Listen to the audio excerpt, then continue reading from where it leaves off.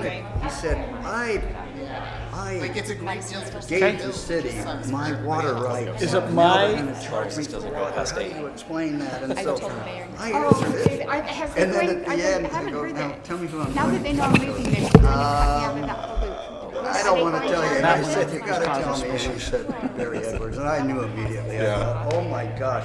Fuck, he wanted my Library board. He's got a sign on his yard. Was it one of those like Oh, anonymous man. posts? No, this was a phone off call. until there's something. He called me.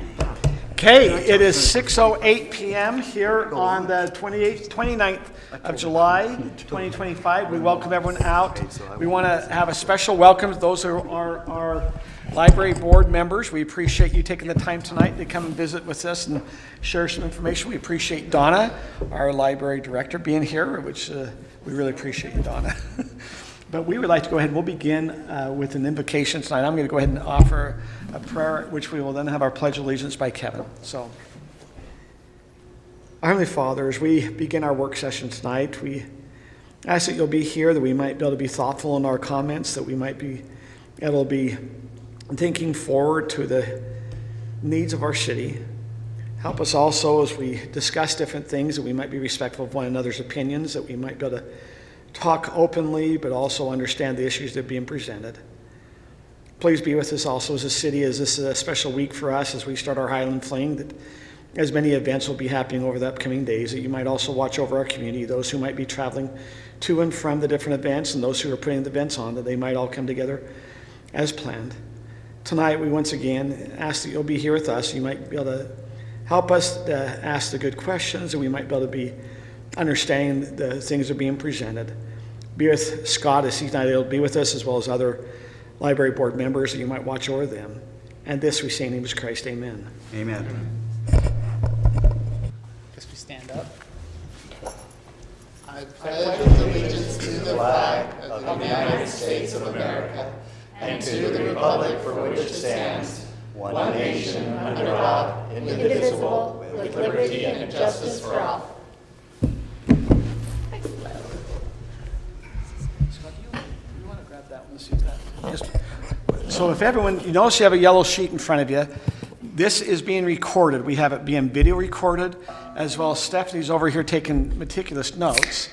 And so we need to make sure that you speak into the mics, and so they can understand. Now, sometimes when we all get speaking, if we need to, it can also be good, hey, this is Kurt Osler speaking, or things just so since our backs might be to some of the video, they know who's speaking up here since we're around a circle. So we want to once again welcome those board members here from the library as we have a presentation tonight about the needs of the library, what the future might hold for the library, and we'll turn the time over to Jay Bachman, our Assistant City Administrator. Good evening. It's great to be here with you tonight. I am Jay Boffman. I am the Assistant City Administrator and Community Development Director. The library is under my portfolio, and so I will be helping to lead the discussion tonight. We'd like to begin first by having everyone introduce themselves, not only for the record, but just because the Library Board and the City Council are not bodies that usually meet together, and so we would like to have you all introduce each other, hopefully engender a feeling of the ability to talk and speak to one another and get some important work done tonight. So I've already introduced myself. Donna, would you like to go around the table? Now, is this a mic as well? Yes. Yes.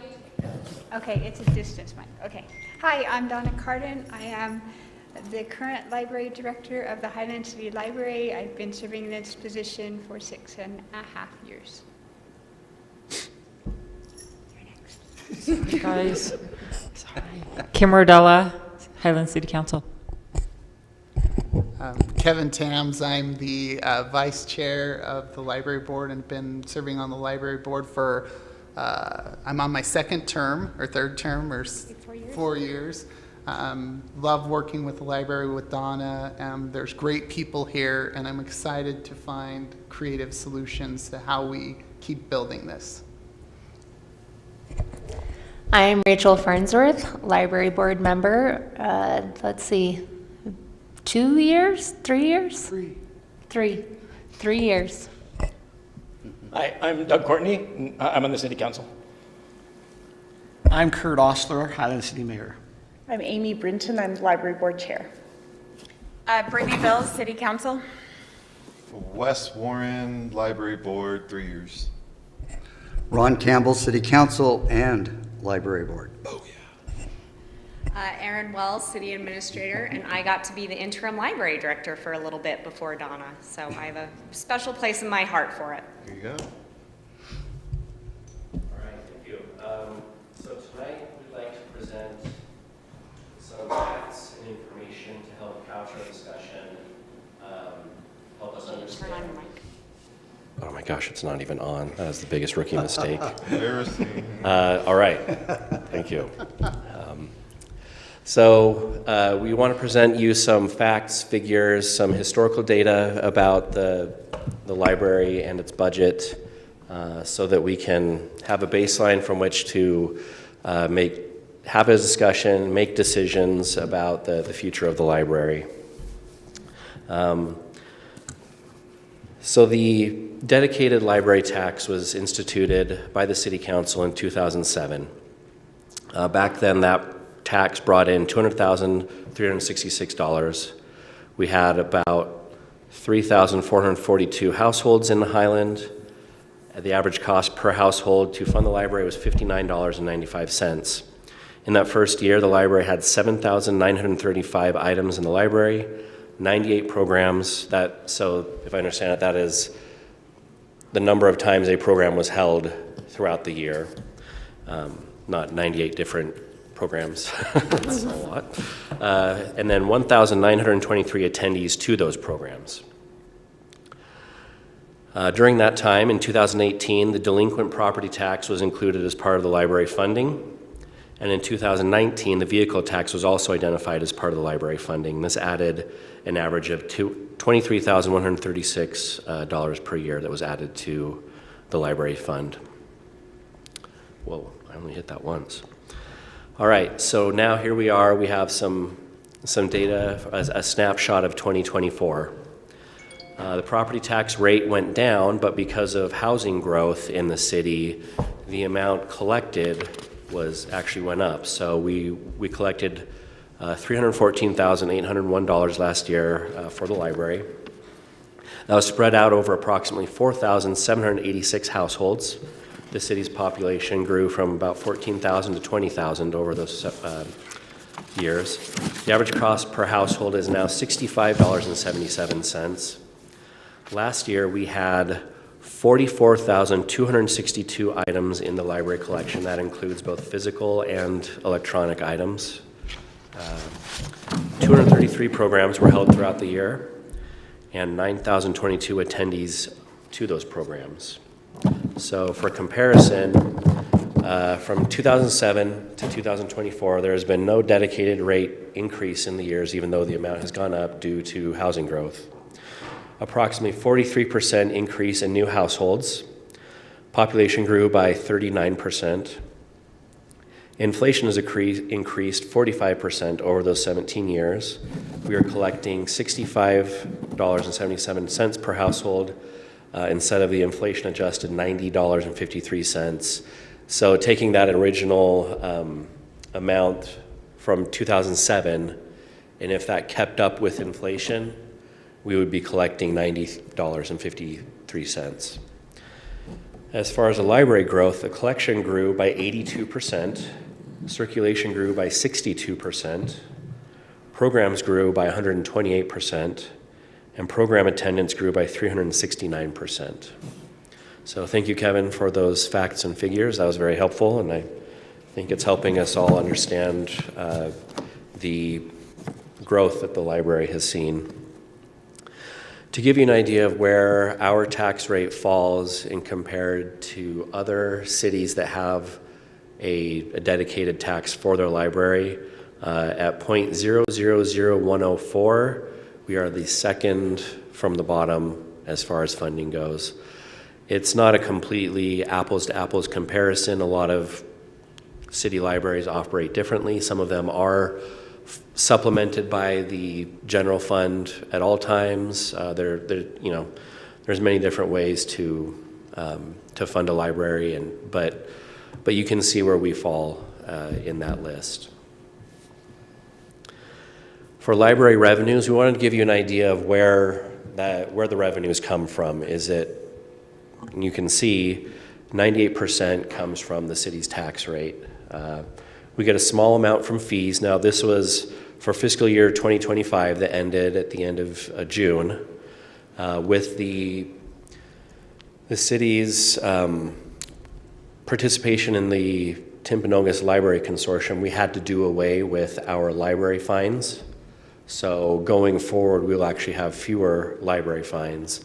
But to offset that, as many of you know, we've discussed this at length, because the city needed to raise its non-resident library card amount, those will not be completely offset, but they'll help cover somewhat. But the fee, that fee amount, that 2%, will be even smaller going forward. And then grants and donations doesn't even make 1% of the budget. So as you can see, that tax revenue, that dedicated tax that we have, is the main source of revenue that the library lives and dies by.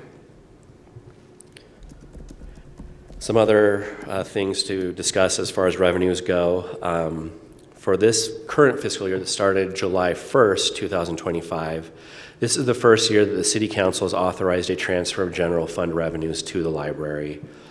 Part of that is because of, Aaron, the paying back those tax revenues, the delinquent tax and the vehicle tax from years past where it had not been paid to the library. So can I just trying to have some memory. It used to be the library had rent and there'd be cross charges. And so I thought then the general fund, they charged the rent and then you have all the cross charges, and then the general fund would then fund back to the library. And that is probably earlier. I'm just trying to make sure that statement was correct up there. No, so the library was essentially paying those rent and cross charges, and then at one point the council got rid of them. No, but the years they were doing the cross charges, I thought the council would transfer back some money from the general fund. I just want to make it says that's the first year. I'm not trying to. I want to make sure we're stating that this is the first year it happened. I thought it happened where general funds had been transferred back before. So, but that would be like in 2017, 18. So anyway, keep going. When I wrote that statement, it was as it is now, where we're supplementing rather than doing a transfer as part of just operations. Next bullet, the library is also operating off of fund reserves this next year, but this is not sustainable. You don't want to use one-time money sitting in your bank account to fund ongoing operations. You always want that based off of incoming revenues. And then grant funding has been cut dramatically at the federal and state level. The library expects it will have to spend over $9,000 on materials to maintain the current level of service because of these reductions in grants. Now, expenditures. I grouped the expenditures into 6 major categories: employees, overhead, books and materials, software, equipment, and programming. And as you can see, the largest portion of that comes from our staff. And so when we talk about sustaining the library, we are talking about, in large part, what are we doing? How are we using our staff members? Are we adding, subtracting, things like that? The library is a very social operation, social enterprise. So library staff make up the largest part of the budget. We have traditionally balanced the library budget by paying below market on staff wages. We cannot function without our staff, where they're required for book circulation, such as checking in books, checking out books, reshelving, and new materials prep. They also are the ones that do our programs, including the preparation of the room and the cleaning up of the room afterwards, and purchasing of supplies. Donna could tell you a lot about that. Can I ask you a question about that? Mm-hmm. Do we underpay other library staff? I know we've underpaid the director, but is it all library staff? You make more money if you mow the lawn in Highland than if you work at the library Yes. for Significantly. part-time. Donna? So, the starting wage for a library assistant is about the same as the seasonal parks maintenance people. So how much, like, when you're asking, because Kevin, you made that comment, what would be the starting wage? Because I know for a while we were down, but like if someone started right now, what hourly wage would they start at? It's $17.50 per Okay. hour. So it actually, to be honest, that's actually above our parks. I mean, 15. I said 15.50. I don't want to, we're getting technicality. I said the We got to wrong- be careful on statements, because if they're not true, we can also get leading down the path. I said the wrong number. It's 15.50, not 17.50. And I think our 15.50. mowers So start. they're I the think it's lowest 16. paid adults. Okay. If we assume that the seasonal are often teenagers. What we're saying is that they're the lowest paid adults in the city. And in today's market, 1650 is towards the bottom, is what we're saying. Right, and then I would add that our part-time younger employees are below the mowers, right? Right, I mean, if you look at the pages, the ones that put away the book, they're at 10.50 to start. And how many applicants do you normally get for a job? For like a part-time library job or for a page job? Well, for our page job this summer, we had a page job opening and we got 100 applicants. So there's no lack of teenagers that are willing to do pages. For a library assistant position that opened this summer, I'm thinking we got 25 applicants. So Brittany, I think even though we might show that their waging might be a little lower, there seems to be those who would be willing to work at that based off the applications. Whereas we go to our parks department, we struggle to get those at the parks. And Donna, can you clarify on the 25 that applied, how many of those were actually qualified? I mean, what do you say? It's hard to say how many, what does it mean to be qualified? We ended up interviewing 5. So for me, for what I do, we have thousands of applicants, but because of AI and other things, we get a lot of applicants that come in without the qualifications.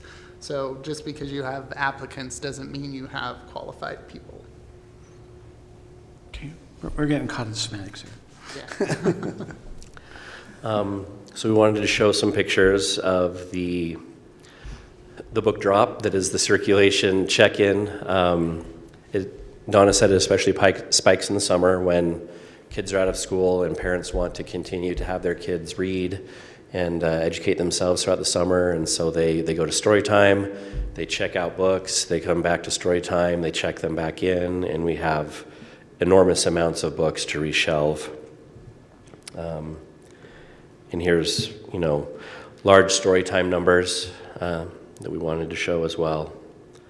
And I understand we just lost one of our favorite Storytime individuals just recently left. Is that correct? Yes, Miss Sheridan, last week was her last week. And how long did she work for the city? She's worked for 3 years. She was a great story. And I know you have many, but she was long-term, really good. I have to do a shout out to her. She did a lot for the library and for the families of Highland, because she was just a delight. She's a delight. Cedar Ridge Elementary are lucky to have gotten her.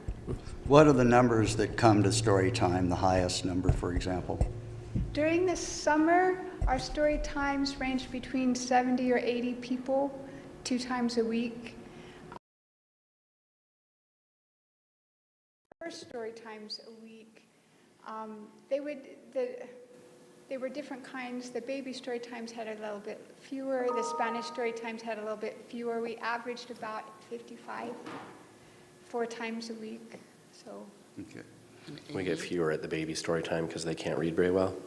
I think it's also important to point out that these story times serve just as much the parents and the parents. I was going to let someone else throw in the more.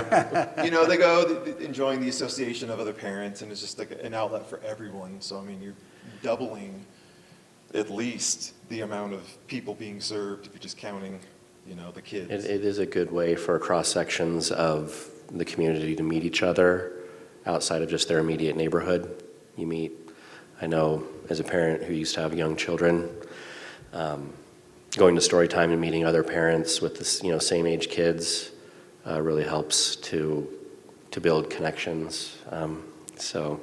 I'd like to point out that some of them are even larger than that. I came to one that was very popular. It was making balloon animals, and there were 100 kids in this room, and a staff just struggling to keep up. Well, you can imagine the excitement of 100 kids getting to make balloon animals.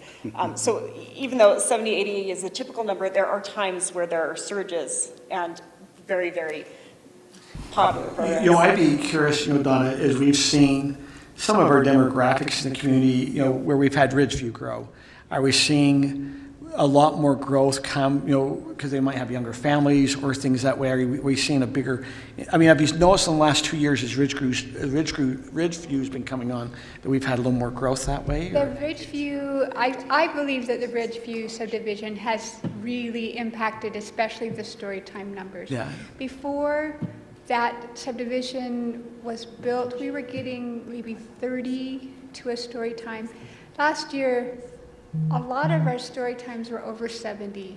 As I interact with some of the families, I'm finding a lot coming from that Ridgeview. You know, it's been interesting. We're actually seeing some growth. So anyway, very good.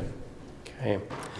So continuing discussing library expenditures, and because of that, discussing largely staffing needs. We are currently recruiting a new library director and will need to pay a more competitive salary going forward. Donna has graciously sacrificed her income for the good of the library as much as we have tried to not let her.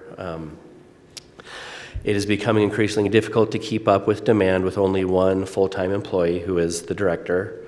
All other staff are part-time, which until I was typing this up, I was like, that is actually really amazing. So full-time possibilities include collection development manager and library program manager.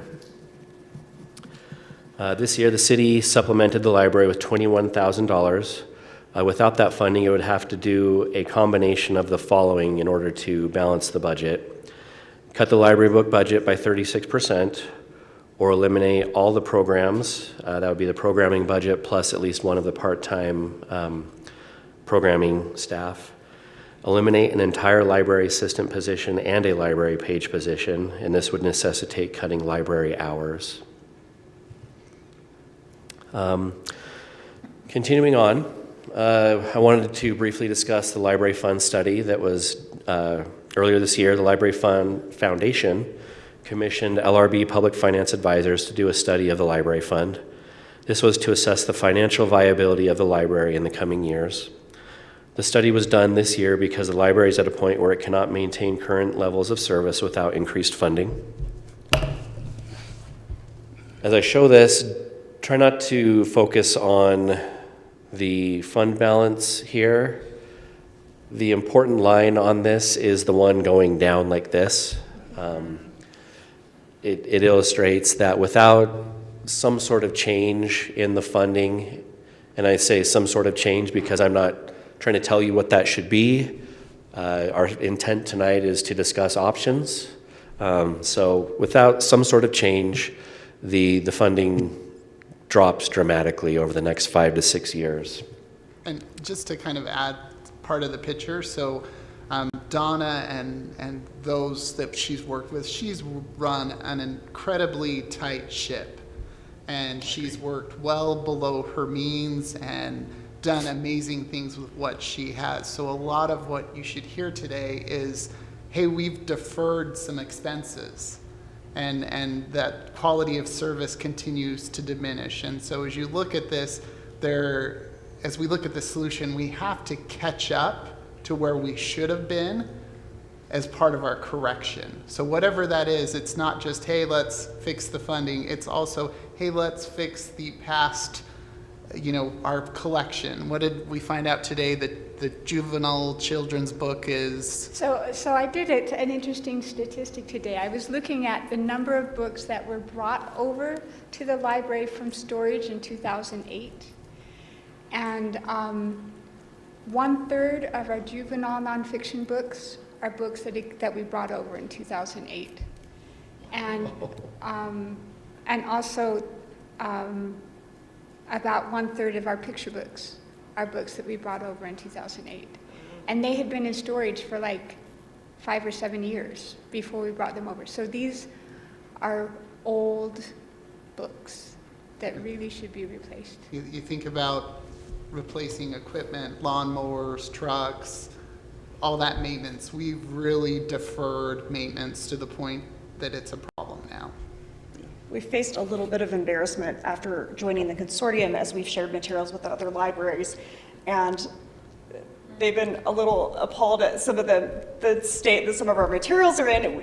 It's been embarrassing for us. I mean, we want to have a high standard. We want people to enjoy the experience of having the books and having them be functional. And of course, especially in the nonfiction realm, we want them to be pertinent. We don't want it to have been published before the child reading it was born. You know, a 15-year-old, 16-year-old, you know, having this old information in a nonfiction book. I thought the value was in the age of the books. I thought the older the books, the more they were valuable. Depends. If you're willing to pay for it. I get when they're old books. circulating. Yeah.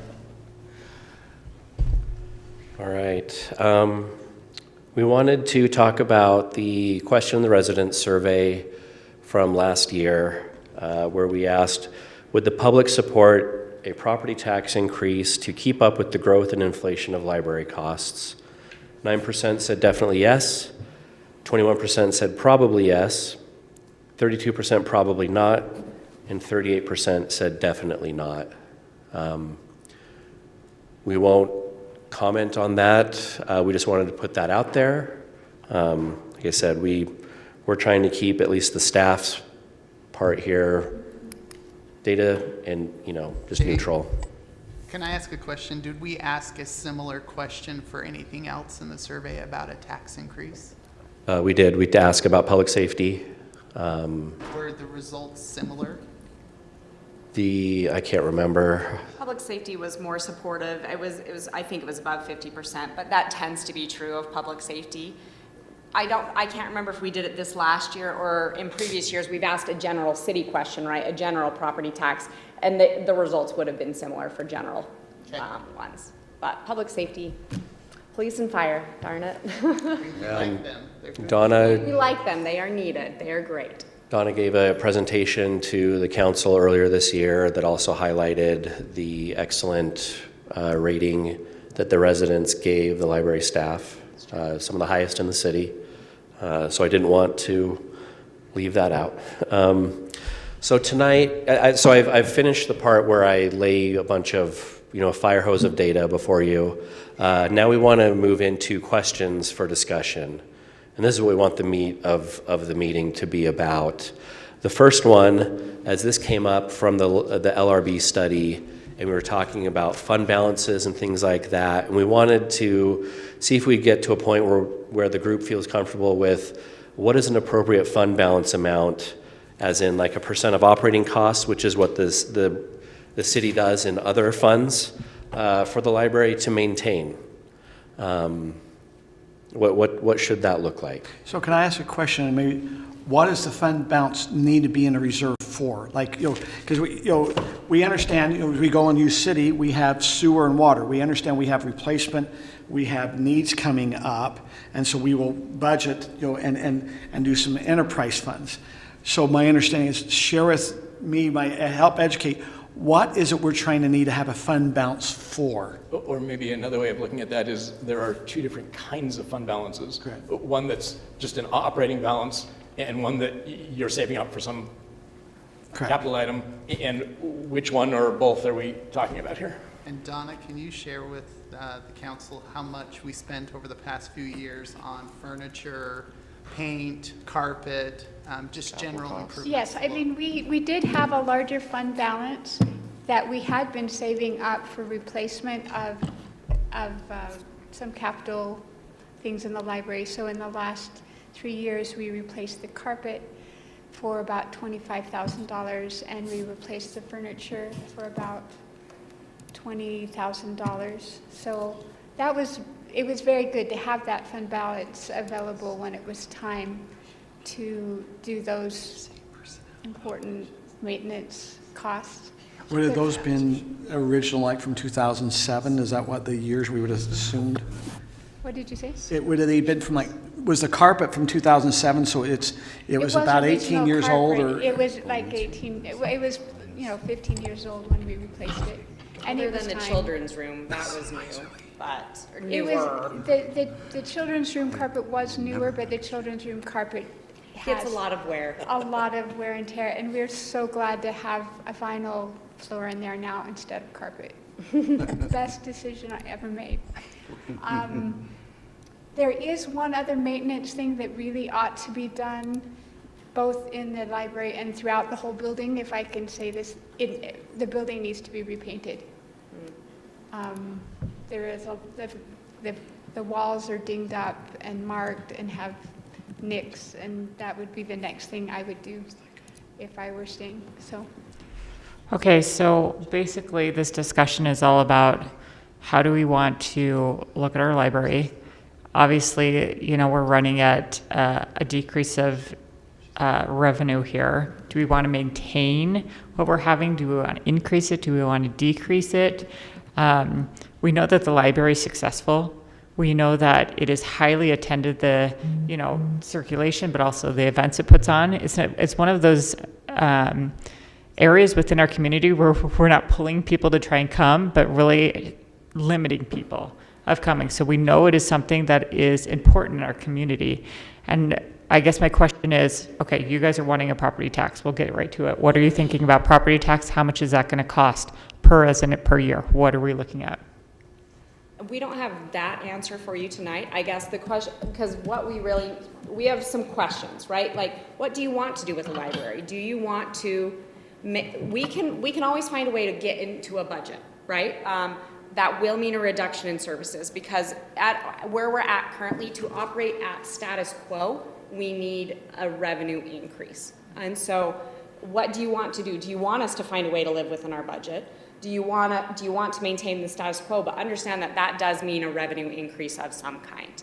Or do you want some kind of a growth? And from there, I feel like we can give you options moving forward, ultimately. So I think it comes down to if we want to maintain what we have instead of start decreasing. We have a resident survey saying otherwise, that they're unwilling to fund it. And we also have city council members and those running for city council who have run on the platform of being fiscally conservative, not raising taxes, limiting, increases in any revenue source to our residents. So really what it comes down to is, are we willing to want to maintain it? And then we're going to need to do a big communication and marketing push to be able to get residents on board with that, or are we not willing to do that and then just decrease? That is the crux That's the question. Here's another way of looking at it. There was another question. No, Wes, that's the only way. Never mind. Oh, Wes, Sounds ask like your Lance. question. There was another question on the survey that asked about library use and specifically the consortium. And the most lopsided answer on the entire survey was the answer to this question. Like, would this be a valuable service to you? Would you use it? 43%, definitely yes. 24%, probably yes. And then there's the 12% no, and 21% probably no. And so the other thing that we can see from the survey is that the residents do want library services. And there are only so many ways to pay for it. So we could justify not funding the library to where it needs to be to continue and increase need by pointing to the survey and looking at that one question. Or we can point to this other question and say, no, the residents do want it. Look, overwhelmingly they want it. And so we need to fund it however we need to fund it. Yeah, that's why I think it comes back to like communication as well and education, not just residents, but us as city council members and those running of this is something that residents do want, they use. It's a popular program. That's what brings our community together. It's the one thing that we have in Highland City, really. And we need to communicate to them that, hey, you know what? It's not just that we haven't had a property tax increase But when you have inflation, and you know, how long has it been that we haven't had a property tax increase? 16 years. So you take inflation, compound that over 16 years, 3%, you're at, I mean, I'm going to throw out numbers, 43%. I don't even, 45%, sorry, I haven't done it for a year. So you're actually at 45%. So you have to educate them on the fact that we're not talking about a property tax increase. We're talking about keeping up with inflation. I mean, I've said it time and time again, really, when it comes down to it, I love the cities that take inflation and say every single year, we're doing our property tax increase with inflation so that you don't have to be doing this every 10, 20 years of 200% kind of thing and trying to keep up and cut resources. And so I think that's the education you need to portray to people. This isn't actually like increasing our revenue. This is actually keeping up with our decreasing. It's not even a question of inflation. Yeah. From 2007 to 2024, we're down 6% just in absolute dollars. Mm-hmm. We're not only are we not accounting for inflation, we're not accounting for keeping the absolute numbers stable on a per household basis. Yeah. Well, and I would add one more thing. So in 2007, when voters passed this tax, they agreed that they wanted this. So the voter intent was, we want a library, we want to fund it like this rate. As a city, we failed to keep funding it at that same rate. We've only made it cheaper for the residents and providing less service, and so we've kind of gone against what they ask us to do. So the residents have asked for this library. They have asked and have been willing to pay that $200,000 that we have failed to keep up with. And so I just think it's important to remember that they already did vote for this and they already said they wanted this. So I guess I look at it as kind of as a business. You have what's called fixed costs, and then you're going to increase on different things. So our fixed cost in 2007 was $200,000. We've added, the residents have come in and added $114,000 into the library because of some growth. And so that is where now, where we're sitting at $65 or $66 per household paying, where they're at 60. What the question is, hey, someone says, hey, we had 45% inflation, the household should be paying $90.53. But my question is, we have fixed costs that you have to cover. There are other costs, and that's where I think as a government entity, as a business, we always can say, hey, there's growth. I'm going to go ahead, and this is where I think the government gets stuck. We're going to always get tied to inflation, but we have fixed costs. As we go and add more, I always ask this to the police. Right now, we have about 17 active patrol. We've done 19. And I keep asking, how many more houses can we add before we have to add that next officer? Because there's certain fixed costs we have that we don't have. So that was probably the question. If we have fixed costs, and what we're starting to see is we're probably seeing some growth. And this comes back to Kim. If we want to keep status quo, there is one way we can do this. If residents don't want to raise the tax, we reduce 36% of our programs. Instead of having them, this many programs, we reduce 36%. Or we decide we're not going to have a certain type of service. But that's where we have to decide. That's the education of the public. Because the public's going to say, one of my questions is, what percentage of our residents have a library card that are active to actually using it? I'll be very open. I have a library card. I don't even think I've ever checked a book out. And I'm not one that actively uses it, but so what percentage of our residents are actively using the library? Well, so 62% of Highland residents have a library card, and last year they checked out 300,000 materials. So an average of 15 per person. There's very heavy use, and we've seen over 9,000 people are coming to this programming. If you cut the programming by a third, then I believe those 9,000 people are still going to show up. It's just going to be more chaotic, and we're going to exploit our staff by having to deal with the bigger number of people in the room. So of the 62% that have a card, what percent actually use it? So this is a tricky metric, and I want to add to this. So one of the things is our digital curriculum. So Libby. They never come in. They don't ever come in here, and we don't have statistics on who they are. Okay. And so you're missing a large component of that. So Donna can give us numbers on that, but I don't think we have which residents use the digital curriculum. No, and I have a neighbor that says they've never really walked in the library, but they use the electronic services. Does that make sense? And so that's to your point, Kevin. They might not walk in, but they're using the service on the back end. That's just because it's not differentiated by city.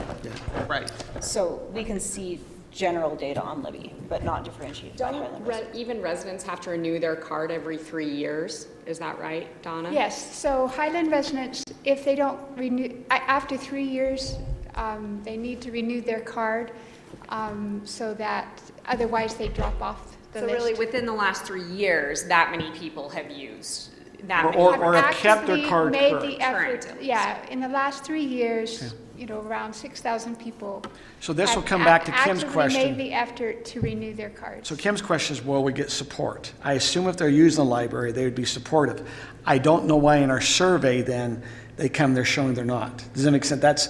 And I understand survey, to really get the really crux of the survey, you got to ask it in different ways to make sure it comes back. Because I'll tell you, in our own survey, we can ask it one way and then they come back the other and go, well, those two cancel each other out. And so it's hard.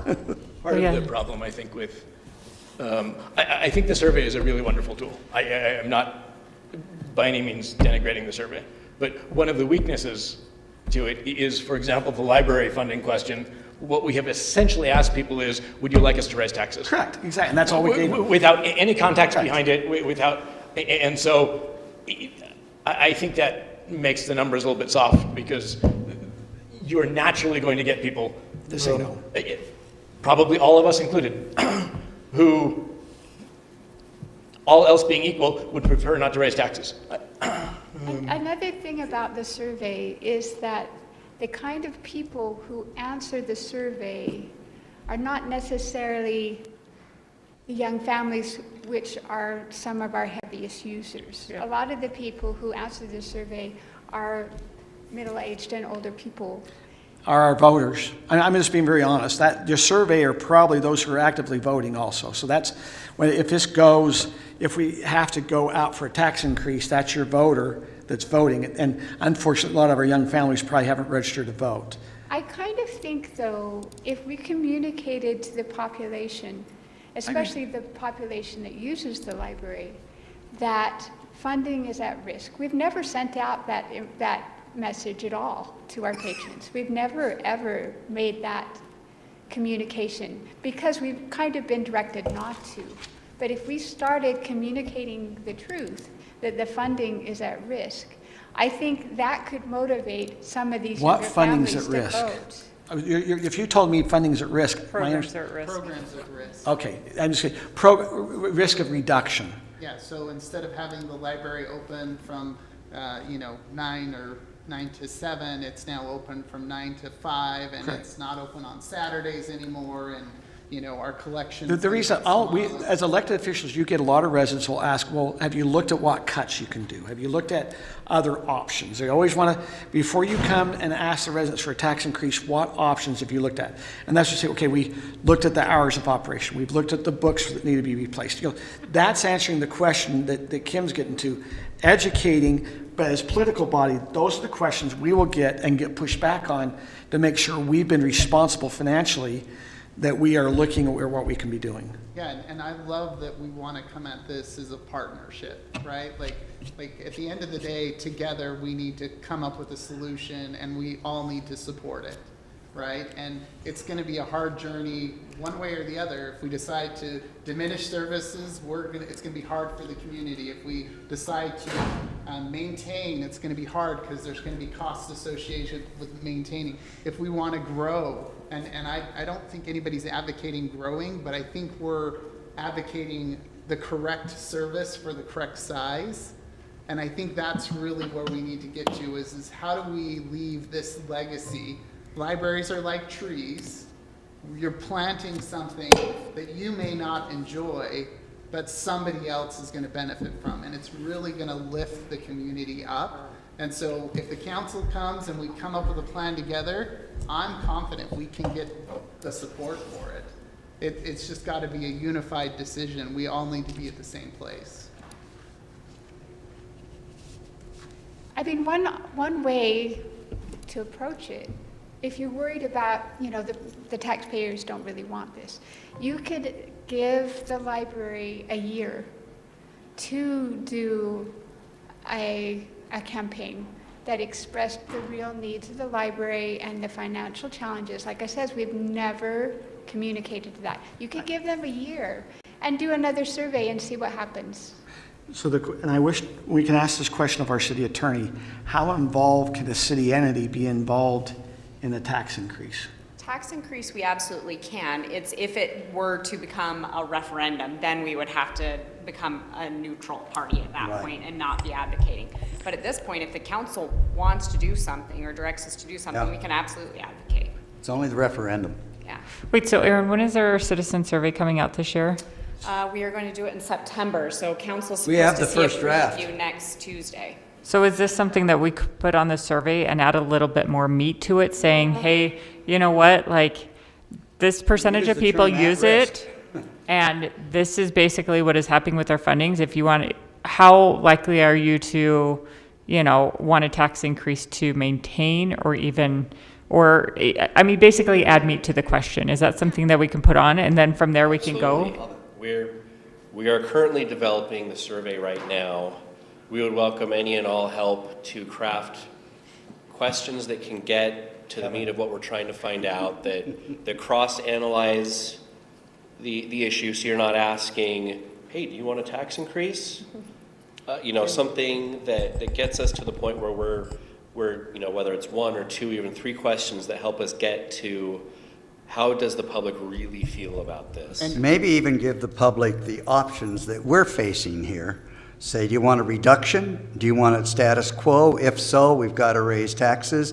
Would you be in favor of that? And give them the exact same options that we're facing. I really, really appreciate. No, I think, Ron, that's the real question is the residents going, okay, if we want to keep our programs functioning at the same thing, we see there needs to be revenue increase. If you want to stay the same, then we need to decrease our services. And that needs to be a question. Because, okay, so Kevin, this is we're going to have some older residents that will come say, hey, I'm getting priced out of Highland. That because tax increases, now you have school district that does the tax increase, you got the county that does it. You know, Highland has not increased. We've done some fee increases. I remember the public safety. Really, what we were trying to increase for was what was called the double call, meaning that 7% of the time we have 2 calls going on, and we need to have staffing to do that. If we're only doing 1, I can do it at the current level. Are you the heart attack that's the 7%? Now we do the insurance fear, and they got behind us. We didn't have a problem. On the road fee, though, back in 2012, 2013, the residents see the need for the road fee increase, and they actually did a referendum to overturn the council decision. And then it took the education. We did a lot of open houses to educate. They did studies on the road to go down and say, okay, if we don't do something with the roads, they're going to fall apart, and we're going to be in a worse situation than if we start to come and take care of them right now. And the residents did not, we did actually have a referendum, or we had signatures filed, but they decided not to move forward. And I'm not saying the library, okay, and we've heard, this is one of the hard things to the library. We need public safety, we need to have sewer and water, and we need roads. There will be some that are going to say, I'm not sure that's, in some cities they're going to say Alpine and Cedar Hills doesn't have a library. They seem to function okay as a city. This is a desire for, now I'm going to go back to Kim's thing, and this is something we struggle in the city. We're heading into Highland Fling, and we're hoping we have attendance. Now, and Kim, you said something, they're having high attendance. I look at the library kind of as an outreach of our community events. They are functioning as some of our community events because we don't have a strong sports program here run by the city. We don't have all these different things. The Arts Council, which is a 501c, does a lot of the arts things. We have the library. That's why I'm going, and that's how we've functioned as a city without really having sports or some different programs. We haven't. When I was growing up, we had the city events where they had crafts going on, they had sports events going on. It was, but that's not us. That's the library. It takes up in the Arts Council.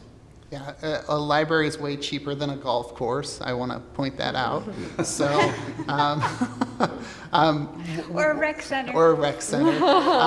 On the survey, I would add, and again, I think this is really hard. Like money's hard, right? Like, hey, somebody's on a fixed income. Hey, this is hard. I think one of the things, like when we say tax, people get scared. So on the radio on the way here, I was listening that Weber School District is going to raise taxes by 21%. So it's $180 per household, and that's just to keep up with everything that the state has required that they do. I'm talking about $2 to $3 a month. And the value that you get for $2 to $3 a month is incredible. But the wording will be, this is a 50% tax increase for the library. It would be a 37% tax increase for the library, and they would freak out, but you need to say, look, it's $25 per household. And if you live in a rich house, you're gonna pay more, and if you live in a smaller house, it's gonna be $12, or it's gonna be, and so kind of that's the thing it's hard. I enjoy roads. I'm grateful I advocated for I'd love to pay a tax for roads. I'm one of those odd peoples here that I think that we need to have taxes. I think that the city is willing, the community is willing to pay for the services. Heck, we're Highland.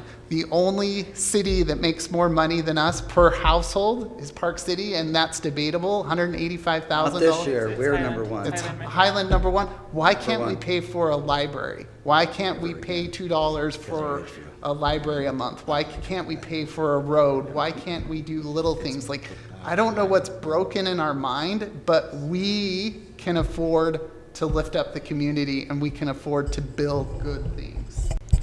So, okay, well, I mean, you have definitely people who run on city council and who are on council who are definitely not in that mindset as well. Right. But I do have a question. So just thinking about the fixed income of those residents here and rec centers, I guess I have a question. Just thinking about the rec center, we do know those are subsidized, but then also you're paying a certain membership every month to attend a rec center. So is there ever the possibility that Highland residents, the ones who are, that's 64% who have an active card and are using it, they should be paying more than those who don't? And so essentially, if you want a library card, you got to pay $30 a year for it, on top of Highland City subsidizing the rest? Has any city ever I feel done like that? Aaron is mad that I asked that question. We could do a school tax. Okay. You know, Well, no, people hold only it. What pay you're towards talking is a schools use that have tax. You're saying, students. if you're going to use the services, you pay a fee, just like you're saying with the rec center. Mm-hmm. Has any city, that might be out of the box, but that's an option. What we're talking about is options. If we need more funding, that is one option. We can say those who come get a library card, it costs $25 if you're a Highland resident and $90 if you're a non-Highland resident. Yeah, just like a We rec ask the center. other residents to pay it. For some historical context on that, though, libraries are the protectors of the First Amendment in the United States. Free access to information is a foundational principle of the Constitution of the United States, and so I would caution against any sort of use fee, because the entire point of the library is to provide a free service to anyone, no matter what their income status, even residency, that libraries are a place where that they can go and have access to information. So I do think that it is one of our responsibilities to protect that and be a defender of the First Amendment. But Cedar Hills and Alpine pay. Yeah, so how can we charge Cedar Hills Alpine? So we're being reimbursed. They're not being charged for, they're not a resident of our city, right? So they're not paying into the pool, right? You're not paying the taxes. Like, I can go to American Fork and use the rec center, but I pay a non-resident price, right? And so if I want to go to the AF library and if I want to check out art books there and I'm not a member of the TLC or something like that, I have to get a library card. As a resident of Highland, we've committed to give our residents a library. It's a gift, and it's something that makes us special. And so we got to go back and think about this library. What is it that the city has given to the community? Like, we have a beautiful park, love the parks. We have beautiful parks. We have a library, and we have lots of willing, great citizens that help with the Arts Council. That's Highland City right there. I mean, I guess nothing is free, though, when you talk about it, First Amendment rights, but it's not free. We're just paying through our taxes. So I'm just saying, is there a different way to tier that payment of, let those who are more actively using the programs within our library are going to pay a little bit more? I mean, either way, it needs to be subsidized by all, because it really is a community thing in which the whole community is being able to take part in the usage of the library, whether it be coming in with a library card or not, because it is something that brings our community together. So I guess my question though is those who are using the programs more and using the literature more and the usage, should they pay a little bit more, or should we just overall ask if people want a tax increase? I'm just thinking outside the box. We don't do that with roads or with funding schools or, Well, it's the same thing. I mean, commercial, they're going to be paying more than residents because they use the roads more. You brought up exactly what I talked to Wasatch County Commissioner, what I complained to him about, that I pay through the nose on a property up in Wasatch County, and I don't have one kid that's ever went to those schools, and I think I should be exempt. So as a person... I know, but I don't use the cemetery, and I'm still paying for that, and I don't have a single person in the cemetery. Glad we have a cemetery. But these are all services, like you said, the city has to decide what services. Now, the cemetery does start when you start charging we do charge for a plot. If we're using the same thing, so they not have a right to be buried there. I understand what you're talking the First Amendment. We can kind of get, but it is one option. Also, I think we have to be creative. One option is to maybe look at if a Highland resident, we're asking $90 from an outside resident. It's one option to look at. That's just one funding option. So, I mean, maybe that's something you could put on the survey, or don't even get there and just start out first. Just start out first saying, hey, do we want to maintain it? This is what happens if we don't. Decrease services. Are you willing to look at increasing cost of library card or a property tax increase? I don't know.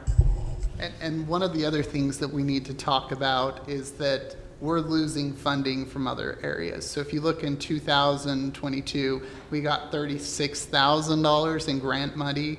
We typically get 10 or something like that, 5 or 10 a year. We're losing grant money. Next year, we're going to get a brand new expense because almost $11,000 to maintain Libby so that we can do ebooks. So the funding that was once at the top is not trickling down anymore.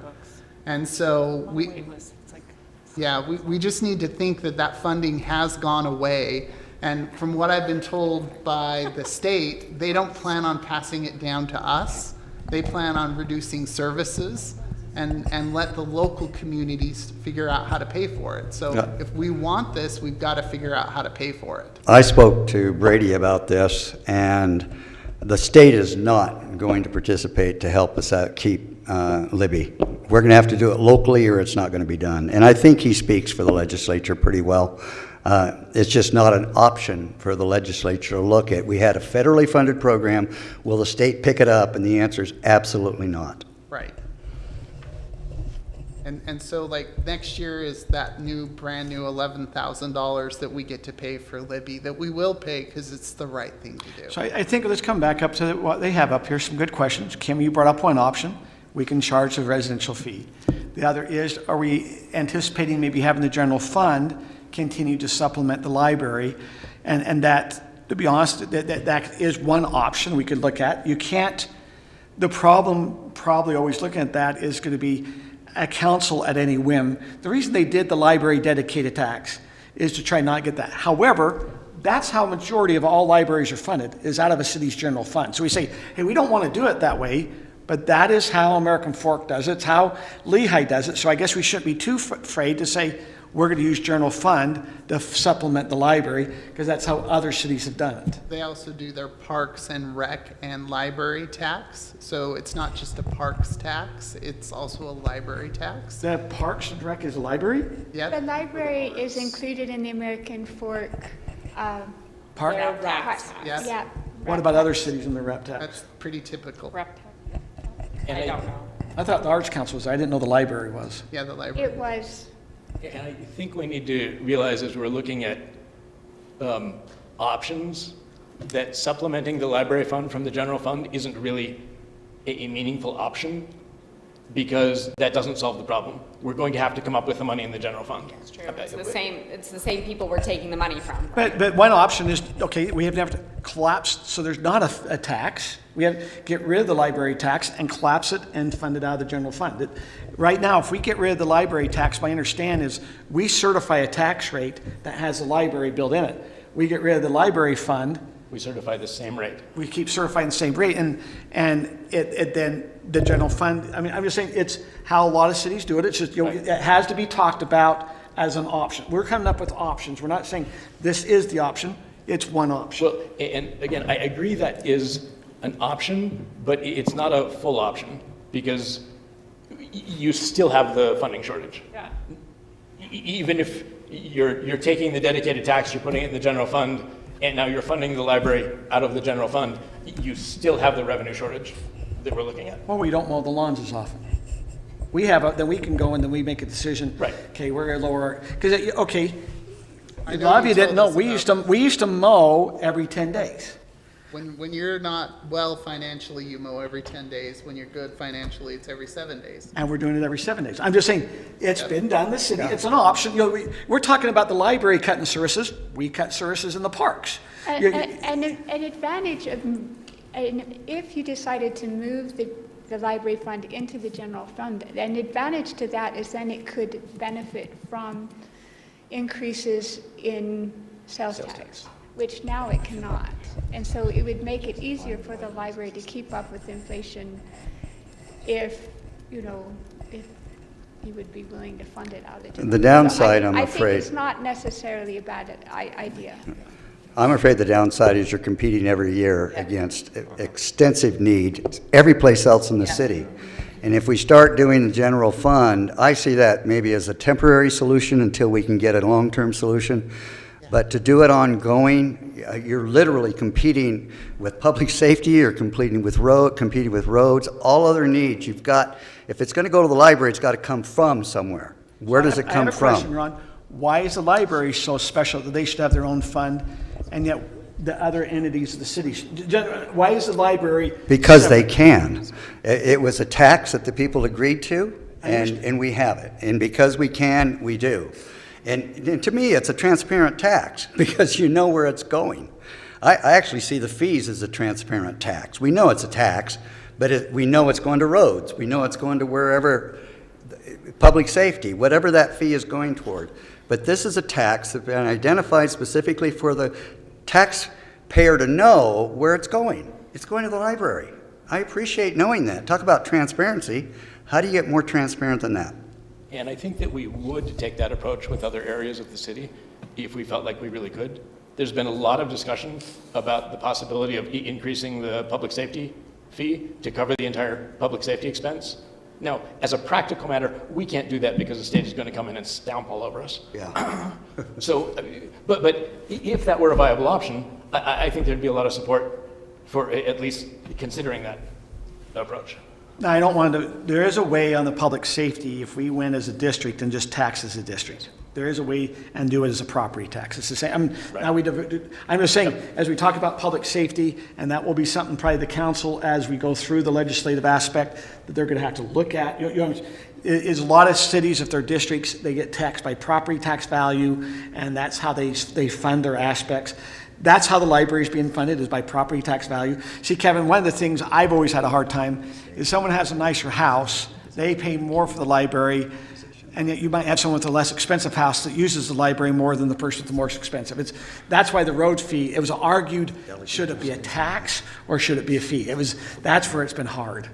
Yeah, and I don't have, these are complicated questions. No, but this is the political body that we get caught in. Well, and the hard thing is the city has to make hard choices, right? And I'm glad we have good elected officials here that can come and look at this and reason and say, okay, what should we do? And sometimes what should we do is not what's easy. Right? So the easy thing to do is to not do anything. The hard thing to do is to make a choice and to say, yes, we believe in the library. We want to keep funding it. We want to have proper staffing. We want to pay our employees the right amount. We want an amazing collection that will benefit our society, right? And will lift up the community, right? We talked about this, 2 times ago? We talked about the library being the gem of the community, right? As you've been here today, the people coming out of the city council building, the positive experience they have is with the library. Sometimes they have great positive experiences with the other half of the building. That does happen. But 99% of the time on the library side, there's a positive experience. That's because they pay no bill there, and this is a bill collecting. Right. But it's the same as a tax. You have to understand, if people are grudgingly going and paying utility tax, the utility fee, they will grudge when it comes time. So let's just focus on, okay, so I have down as options, change the fee, or charge a fee to use the library, have the general fund fund it, get rid of the library tax and bring it all back in the general fund, increase the library tax, decrease services is another thing that is an option. What other things should we consider? So I'm going to throw out, this is the library has discussed this, and this is like wish scenario. I want to throw it out there because it's an idea. It's very easy for us to expand the library and then use that space and rent it out for events, for bigger things. Kind of what else did we talk about with the bigger space you could do there? Yeah, I mean, the Provo Library funds all of its physical maintenance expenses by renting out rooms. I mean, they have that historic building, and all of the maintenance for the building comes from the room rental. And so that the tax money they take in only is spent on staff and materials. So, Donna, sometimes have we ever had any conversations with any type of donor that say, hey, I'd like to donate for a new library wing, and maybe they want the wing named Would like that 1.5 million, and we can build it soon. But have we had any conversation? Have we ever heard from anyone that way? Because we haven't ever asked. I haven't ever felt like I had permission to ask. I've never been given the go-ahead, go out there and find donors who would be willing to support a library edition. So we haven't asked, so no. Sometimes they come in But with you mentioning it. I would think that it would be a good thing to do. I'm not going to be here to do it, but it's certainly something that the next director could do. But we haven't asked, and we haven't felt like we had permission to ask. You mean something like the Osler family wing? Or the Campbell soup, the Campbell whatever. The Campbell soup wing, yeah. No, we haven't asked, and so we haven't got any donors. But when the Arts Council asked, they got a lot of response right away. So I think if we asked, we could get response, but we haven't asked. Is the thought, if you're asking the library board, is the thought to add on to the current library out to the east and north of the library, or is the thought, if you wanted to expand, is to try to expand across the street into a new library? I mean, both those things would be wonderful. That's going to be the decision for a further time. I can't make that decision. I'm leaving in... It would also be helpful if we could factor in the possibility of Heritage Foundation, the museum, and other aspects that we need to find housing for that we don't have right now. So that could factor into this if we can get some funding for that. I mean, you could Arts combine Council. with the Arts Council and build a combined building with them. That is a possibility. The That's Arts what we Council's initially looked into. The Arts Council's trying to find anything new. They said, hey, I'll go with the historical, the museum, Historical Society, and do a museum. Well, I think anyone that would kind of help. Arts does get money. The Arts Council, if they say, I want a theater, they see, a community theater and some stuff. We did have some large donors, to be honest, we met with prior to COVID. They have already moved forward with another theater. So they were not just, they came in, we were talking a lot of money. COVID came, and they actually went and did another theater with the Alpine. They did a different one. Yeah, they did move forward. I with remember that. So there are people out there. You go down the Ruth Hill Theater, that's donors that have helped put that together. And I'm not, and we've had a park. We've had some very kind donors that have helped bring about our park. And I'm just saying but that's a bigger campaign. Now, council and board, one of the things we have to really, I think, try to help give some direction. We are in the midst of hiring a new library director. Even though we're trying to keep Donna, we recognize that that's not a possibility. And I understand, Donna. We understand that there's some family things. And but Donna so as I look at, if we go back before Donna was here, it's been 6 years? Yeah, 6.5, almost 7. I can't believe it. We were operating a lower level. Does it make sense? We weren't having as much programs. We were operating a lower level. By hiring a certain type of director, that director has brought in more programs, has been more forward thinking. And so as we look forward, the reason why we need to answer some of these questions, we're going to be interviewing, and we need to know, are we looking for a person with a certain type of vision similar to Donna? Or are we looking for, no, we're looking for this type of vision? Does that make sense? And I think it's very important. That's why as a council, you're going, hey, is this the correct timing? We're in the middle of election. Is this the correct timing to have this conversation? This is probably why we're having it, is because we're now going to be hiring a director. And what's the vision we want to give our director? And that's who we need to hire. Yeah. And as a board, you guys are going to be there in these interviews. We need to know what type of director and what type of funding they're going to have. Or commitment to help with funding. Mayor, I had another question. Hey, Aaron, did you ever on your survey include, like, to Kevin's point about how much it would cost, like, to say, would you support an X number of dollar property tax or increase, or give people kind of some context as to what that would look like? But my other question is, I would be interested to know, I know what a few people think, but about the idea of involving Cedar Hills and Alpine more, or if that's something that we want to explore more or take off the table completely, because I think that that impacts our revenue as well, right? Why don't you feather out that question a little more exactly? Maybe some are not understanding exactly what your question is about our neighboring communities. What would that look like? Yeah, I mean, I guess that's the question, what it would look like. So right now, Cedar Hill, well, I'll let Donna speak to how it works and what the conversations have been. Sorry, I got distracted. Say your question again. Talking about Alpine and Cedar Hills and what their usage is now and what they're asking if we would be interested in the future. Okay, so we have been in conversation with Cedar Hills. Cedar Hills is having a bit of a budget crisis, and so they're trying to think of different ways to handle reimbursing their people for library usage. They had talked about, we met with one of the council people, and we threw out different models. One would be, they would just set aside a certain lump of money, and then it would be divided between the 3 TLC libraries according to usage. But another one is just that at the end of the year, we'd say, okay, this many people got non-resident cards, and they would reimburse us in a lump instead of each person having to submit their reimbursement. So let's assume they had 300 people come in from Cedar Hills. It's $90.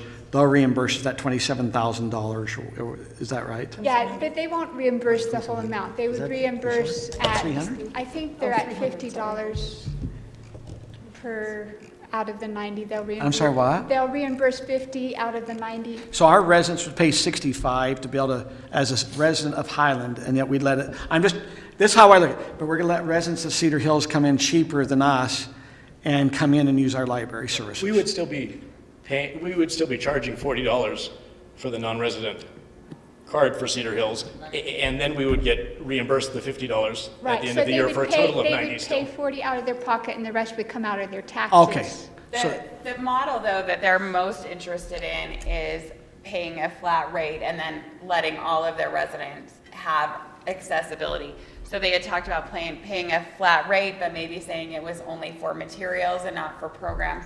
So just want to be clear what they're asking for, and that, I don't know, is they're going to fund the program the way that they do now indefinitely. So it's just something we should consider when we're looking at revenue. How many households are there?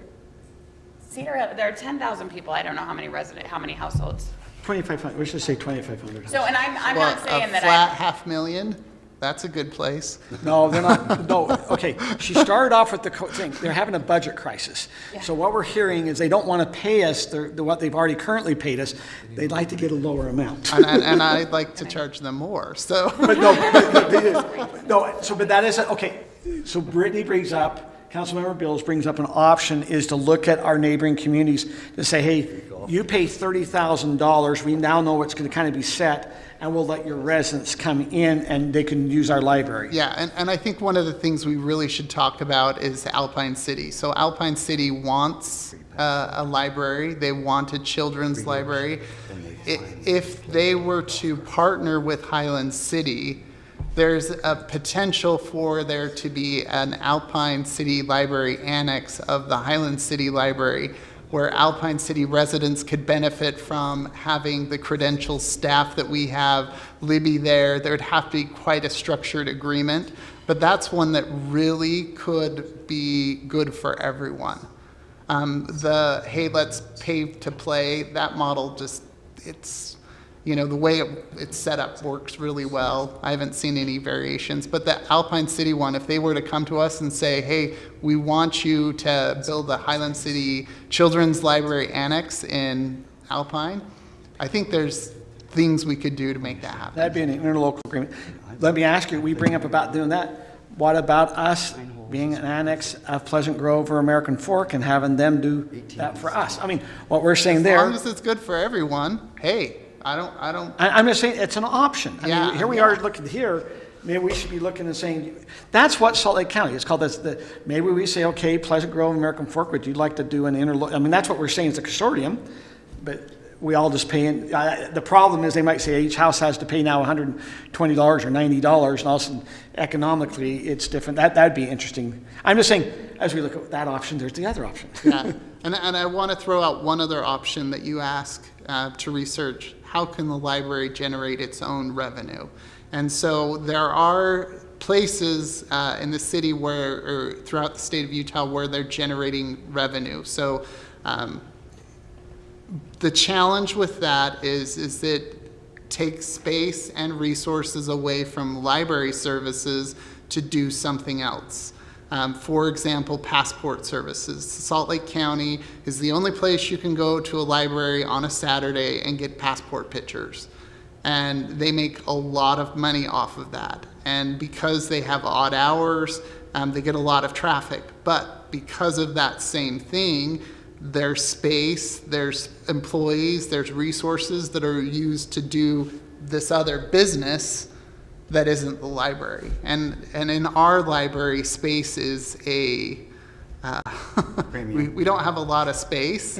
And so giving up space for some other business in there to help generate revenue seems not ideal. And then we'd also have challenges because we're really close to Cedar Hills. So they offer that service already. And the IRS doesn't like it. In terms of joint libraries, I will say, I mean, of course, it's up to the council what kind of an interlocal you would be interested in. As a staff member, I would caution you away from interlocals where we're talking about joint management, because that just gets complicated, honestly. So the more that they can pay to play, I think it makes it it's easier to manage, right? Just from a realistic standpoint. But I appreciate that's an option.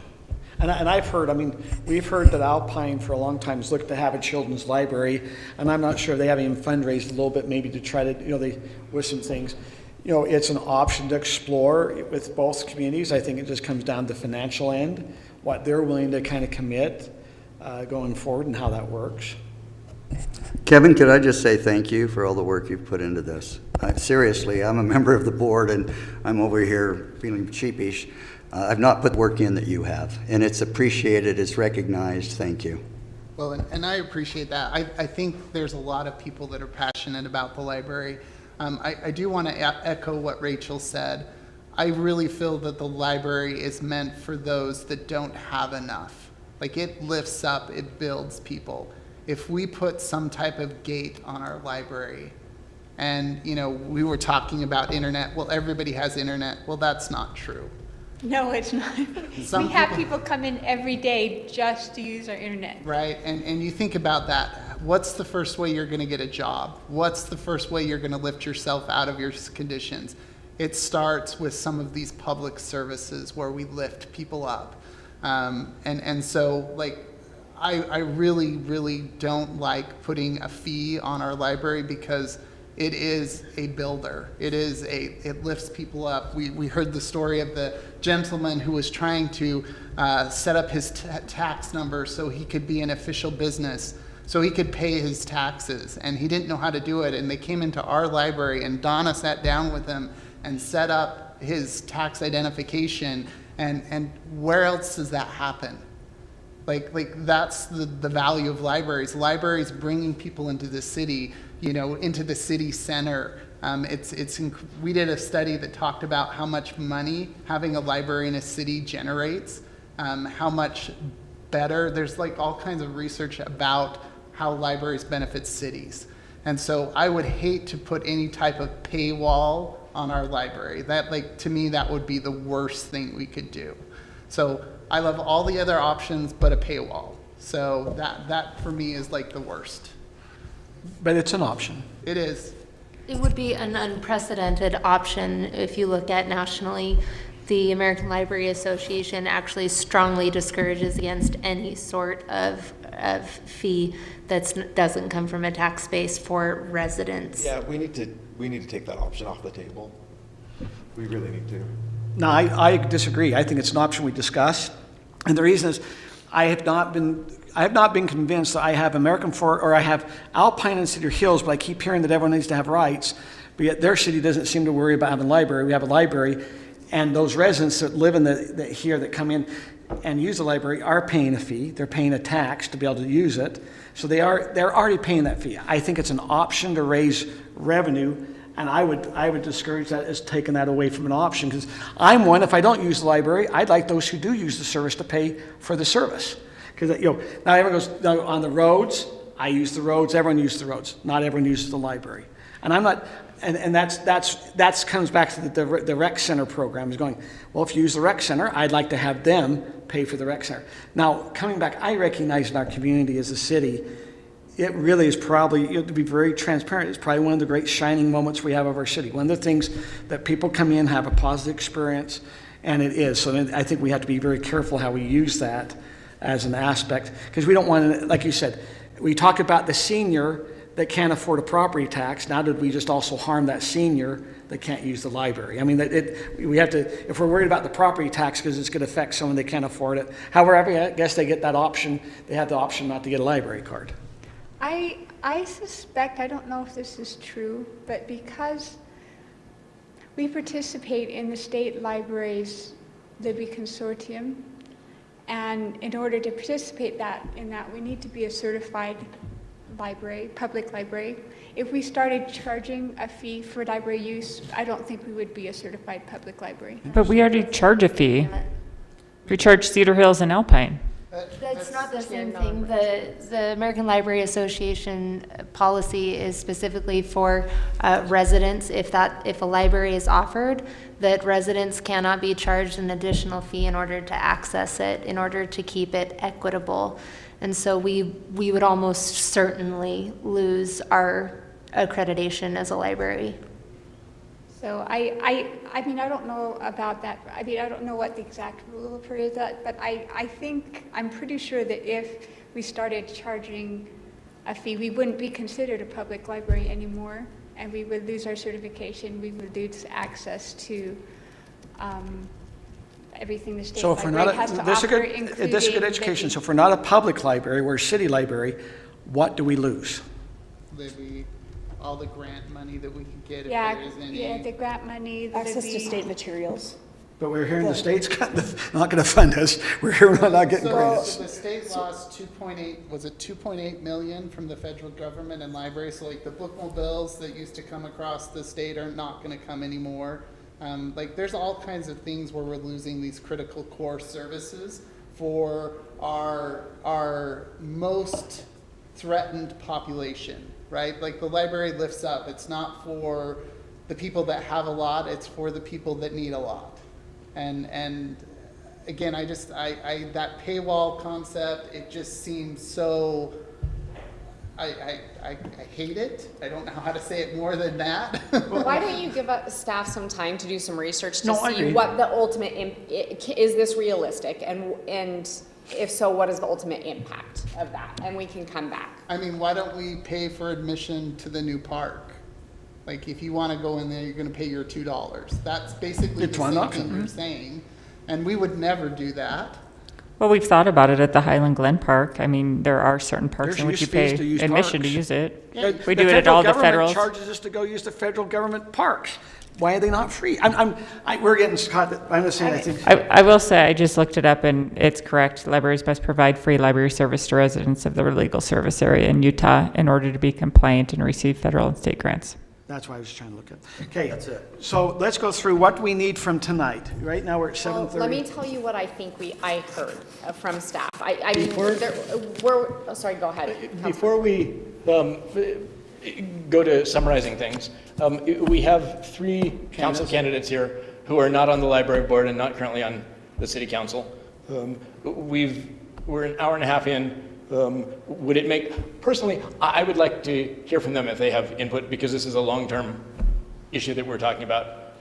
Would anyone object to giving them? Council, would you guys be interested in hearing from our current, those who are running, maybe they have some suggestions, maybe they have some thoughts? Would you guys be interested in hearing from some of the current candidates? Council.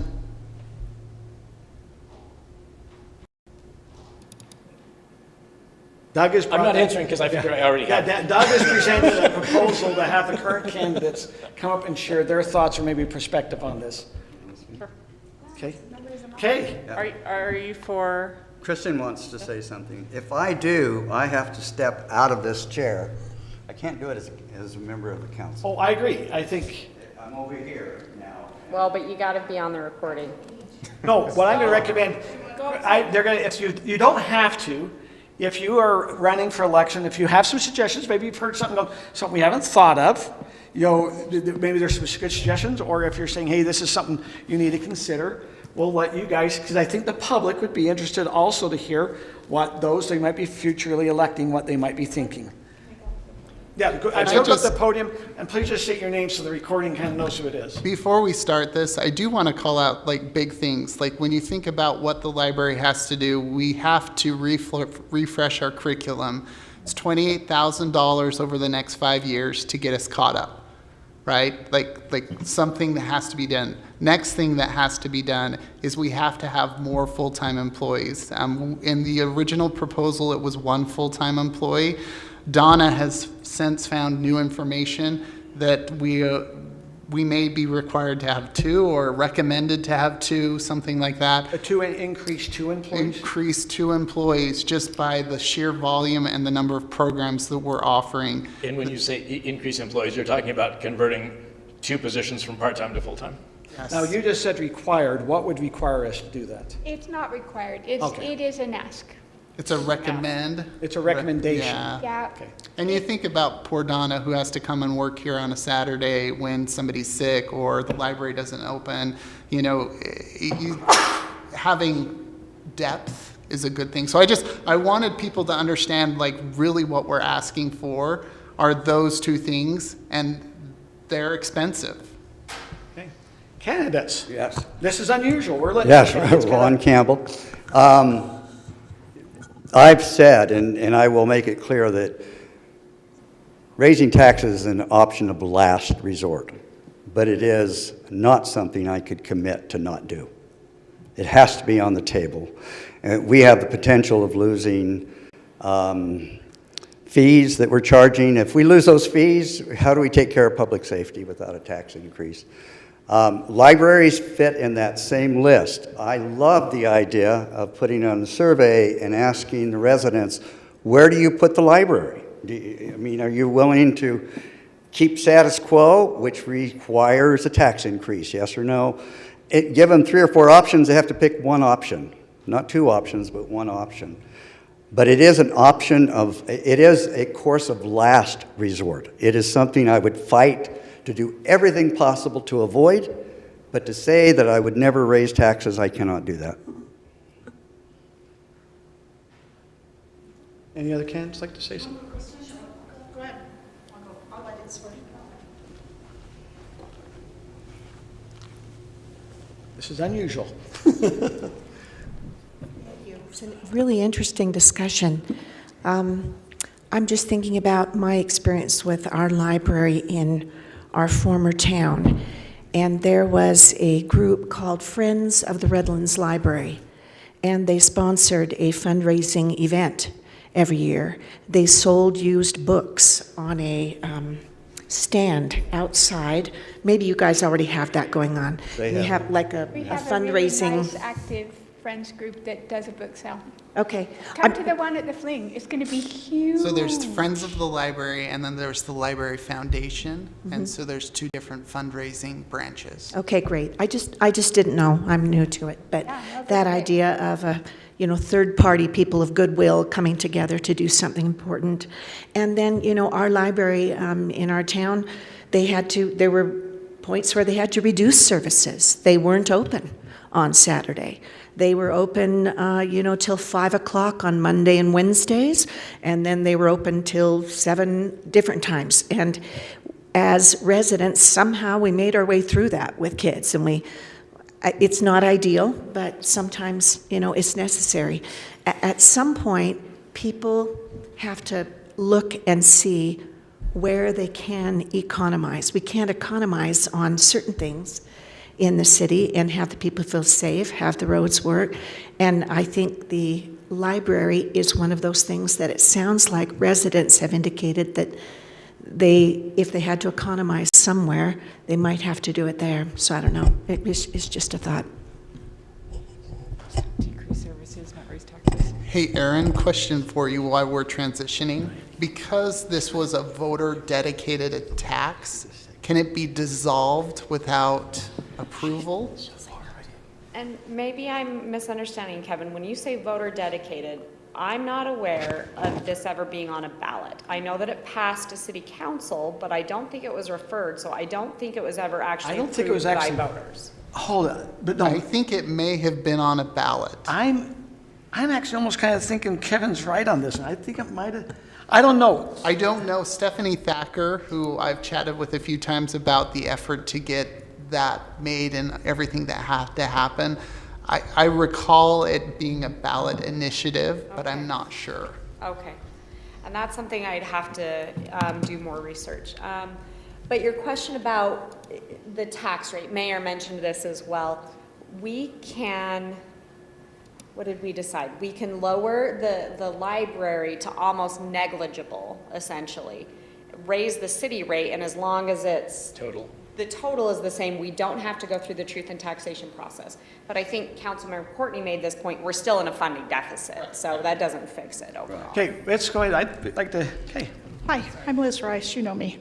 So sometimes I like to look back. I'm going to take a minute. I like to look back and see how far you guys have come, because it's amazing, and I love the library. I was a teacher for 33 years, and libraries are the center of the heart of a community.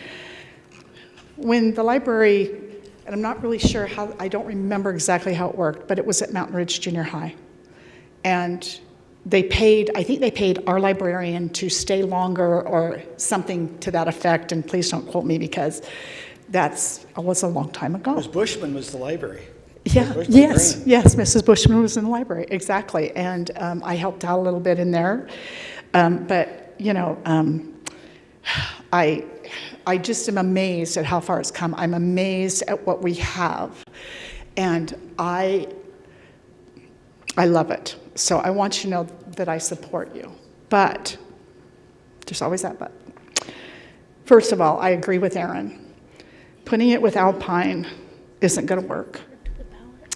And I don't mean for this to come out as criticism. However, the horse arena now kind of belongs to Lehigh. That was supposed to be a Tri-City thing.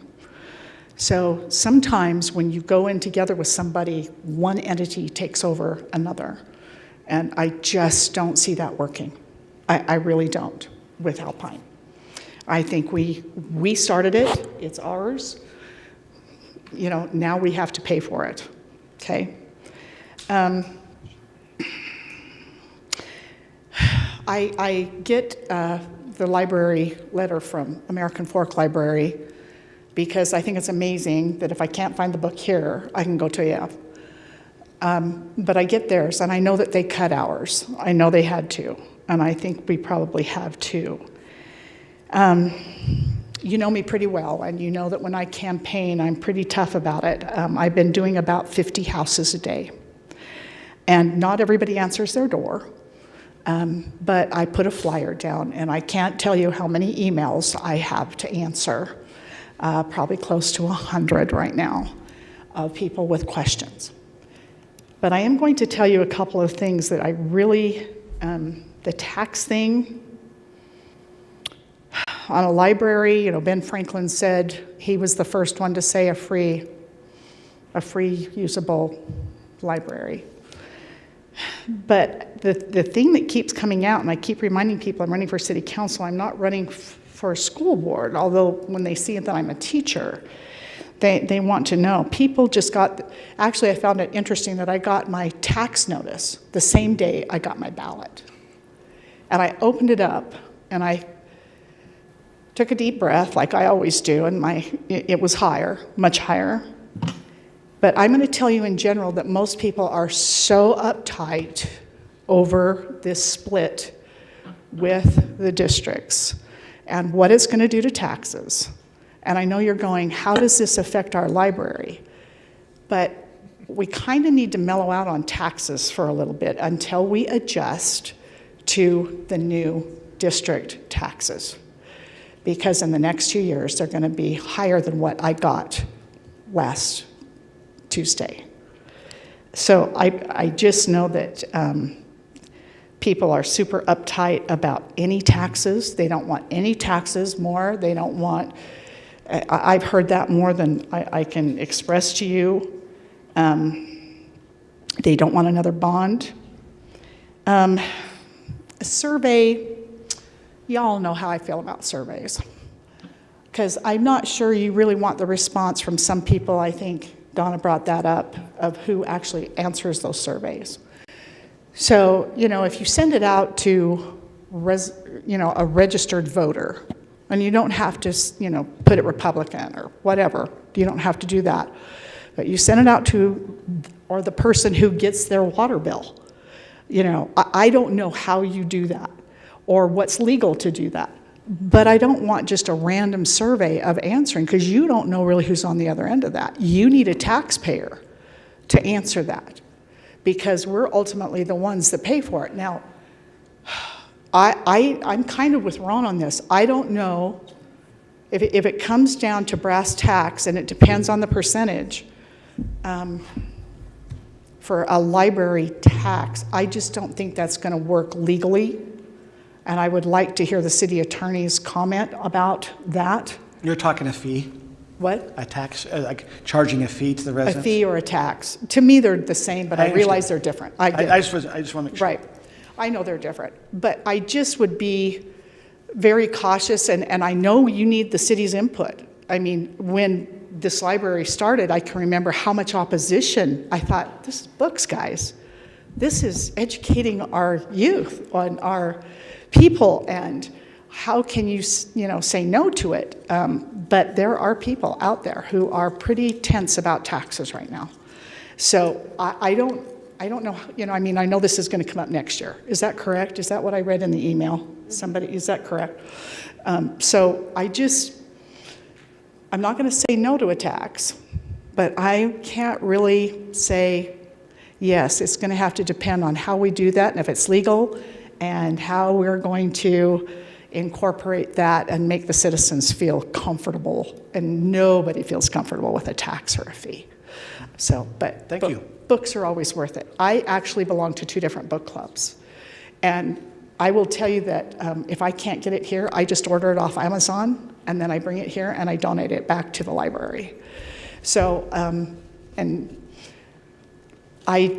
So I'm a reader. I just wanted you to know that. Thanks for your time. Any other candidates like to chime in? One quick clarification. You talked about and got confirmation that this will come up next year. I think the accurate answer is it cannot come up before next year. That's correct. Is that? It would have to be next year's budget, where we can't raise, the library board, we can't go in and raise taxes now until next year. It'd have to be truth and taxation, I think it'd be next August. Right. And so There is no specific plan or expectation that it will come up next That's year, why- although that's kind of what we're looking at. But it can't happen before then. Maybe by then, the school district and the boards will be in place enough that we'll know kind of where we're at with taxes. The school board will just have been elected and started functioning in so. Yeah, so. But yeah, we okay. wanted to have these conversations now because we knew the board was anxious to get started on some kind of a campaign, and we're hiring a director and want to know what kind of director we should hire. Exactly. Okay, We any have other candidates? ramifications. Is there no other candidates? One other clarification, just so we make sure we're on the same page. So there is a dedicated tax now, right, already. The question is, do we raise it? So there already exists one, or the fee question that we'll look into as well. Okay. Just want to make sure we're on the same page. I left my library board hat over there. So I've been talking to a lot of residents. I'm not doing 50 houses a day. Liz is a machine.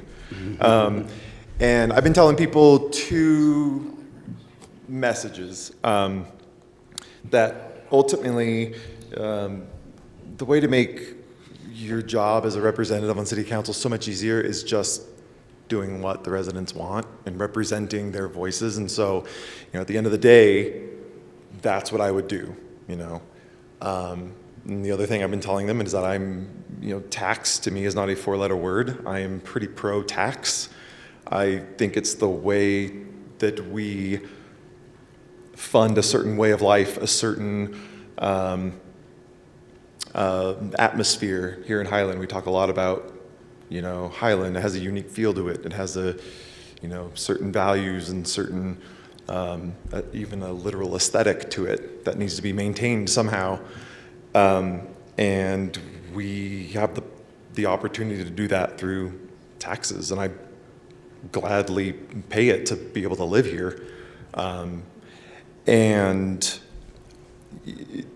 the most difficult conversations I've had with residents, the ones that are the most vehemently critical of the way the city looks or operates or deficiencies it has or areas it lacks, are also the ones that are most against any kind of taxes, any kind of increases, to be able to pay to address those issues. So I see that, from my perspective, and this was before library board, will be after library board, it's a vital, I'd rather drive on dirt roads than give up the library. And I feel like a lot of the conversation tonight has been just justifying the existence of the library. So I would love it if the issue was referred to the voters on the ballot, and to be able to find out that way. That kind of removes all the doubt, that removes the problematic nature of surveys. If we can just get it to the ballot, I believe there's an appetite out there for residents, by and large, to fund the existence and the growth of the library through taxes.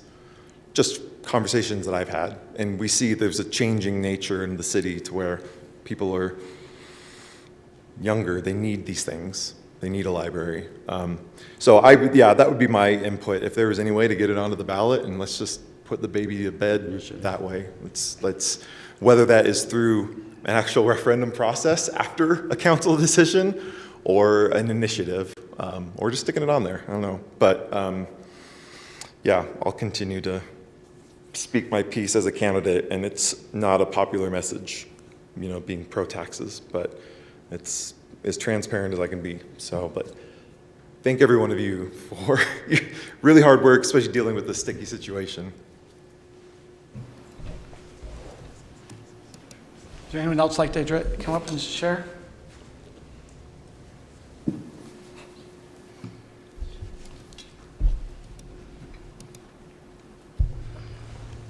It's one of these few opportunities where you usually kind of have a debate, but you get kind of have a little bit of failure.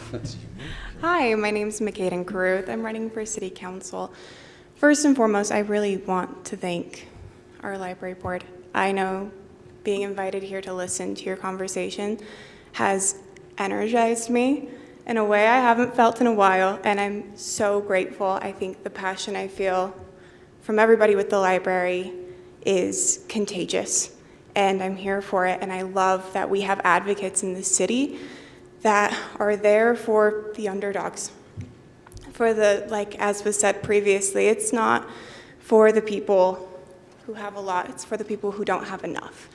And I think a big part of serving our community is serving everybody in our community. It's the neighbors we don't know, the ones that aren't in our inner circle, but they're still our neighbors. They're not just the neighbors who vote. We need to be there for all of the neighbors, even if they don't vote, even if they have no idea what any of our platforms are and they just want to go to the library and check out a book for their kid. I want to thank that. I would like to second Donna's opinion of, I found it very interesting that the library hasn't felt the green light to share that they're having this financial struggle right now. And I do believe that there's many people in our community that if they had that transparent knowledge, they would be willing to reach out. I think when we say we just want a tax, I don't think everybody always knows the huge amount of collaboration that goes before we even come to the community and say, can we raise your taxes? There was a lot of discussion. When I talk to people, to them, I think they think there was no discussion, there was no turning over every stone, we just ran to them first. I think the transparency of these types of conversations would probably help a lot with the backlash that we're having on this whole idea of a tax. If this campaign has taught me anything, it has taught me that always assume people are so much more rational than you think they are. That if you come to them with transparency and you say, hey, so this is what I'm feeling, and this is what I understand where you're coming from, and these are the conversations we've had. I don't like the idea of just making you guys make financial sacrifices all the time either. I don't want to do that all the time. But there is a time and place, and here's why. And if you name the reasons, I have found in my experience and how wonderful it has been talking to neighbors that they don't live in my neighborhood, but they're still my neighbor, that they are so open to that. And that there isn't as much of an argument as we think there's going to be. I think if we reach out to the community more and we're more honest with them about where we're really at, I think we'd have a better shot at this and keeping our library not just alive and scrappy, but thriving. And that's my viewpoint. Thank you for the opportunity.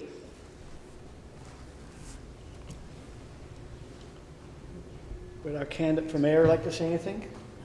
Okay. Just one thing, I just want to say thank you as well, and I want, whatever we do, I want it to be united, right? Like, we want to come out together, like, because we can do some pretty incredible things if we get the green light. We want to be your partners. We don't want to undermine, we don't want to go against you. When we come together, I'm pretty confident we can do pretty much anything. The question is what do we want to come together on, and then how do we want to move forward? Because there's a lot of passion around libraries. We're going to be successful here, and the time here has been well spent. So, thank you. Okay, with that, let me ask, is there any other questions or things? And we've got about a couple minutes before we end here at 8. Is there anything else that needs to be covered? Well, I always like to have a meeting and then an action item. Correct. What are we doing from here now? I feel like the action item was, can we just put something on the resident survey in September that has a little bit more meat to essentially showcase, what McKinnon said, this is what we're facing, and this is, what would you like to do? These are the options, kind of thing. So I think it's time to put more meat on it and let residents have a little bit more transparency of what we're facing, decreased services or, increased revenue sources from somewhere else. So one thing, Kim, we're in the midst of now hiring a new library director. I don't know if we need to give some direction on what type of director we want to hire. We're unique here to be with the library board. Well, the good news is you get to be part of those interviews, actually. So we've interviewed 7 candidates? 7. We are going to be bringing back 3 or 4 for final interviews that we're going to invite some library board, we're going to pick and choose. We'll ask you to, a few from the library board, a couple council and the mayor to participate in those interviews. The library board, the library director is hired by administration, but has to be appointed by the board. So we're supposed to work together on that hire ultimately. So you'll get to be part of that. That will be coming up here in the next week or 2, I believe. Probably, yeah, we wanted to get through Fling, and so it'll probably be... August 11th is what we're, the afternoon of August 11th. We're trying to work around the candidate schedule. To try to get all of them here. Because we want these to be in-person interviews. So does everyone agree with what Councilmember Rodella said? Let's really try to focus maybe on the correct question. If we have, the one thing, we try to keep it to 20 questions. But if we have the correct question, or if the way we need to present that, to try to understand what the residents would really, what they're thinking. And it's hard because we can put a lot of weight in that one survey question. You got to be careful. Yes, I kind of think that putting that kind of question on the survey in September, you're not going to get much different than the last survey, because there hasn't been time for the library to do any kind of information or advocacy.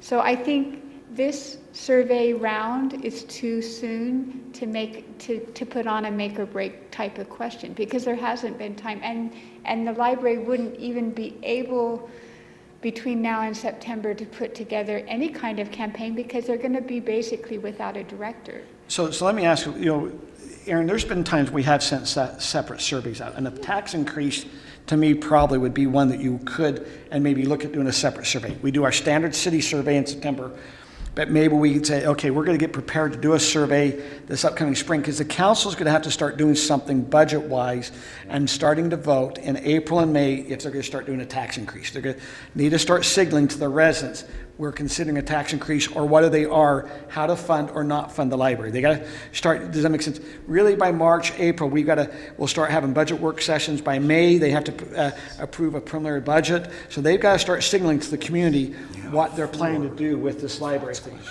So you have really till from January till about the 1st of April or mid-April that we need to kind of maybe, if the council wants to bring it up in January and said, okay, we're willing to now have the library start a campaign. We'll then have a survey go out after the campaign, and then the council then, as the budget comes in, will then make a decision on how they would look at funding, or if they're decreasing services or upping services.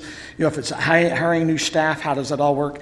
And then it comes into the budget that then would be approved in June. And I'm just trying to help you. We approve it in June. If there's a tax increase, then there's a date in August that's set for truth and taxation that the residents come in, and that's the final date. The city council would have to say yes. They have to have a hearing about the truth and taxation, and they either say yes, we're now moving forth the tax increase, and or no. Is that the right timing? Yes, sir. I'm a little bit concerned about putting out a short survey that is entirely based on, we're thinking of raising this tax. What do you think about it?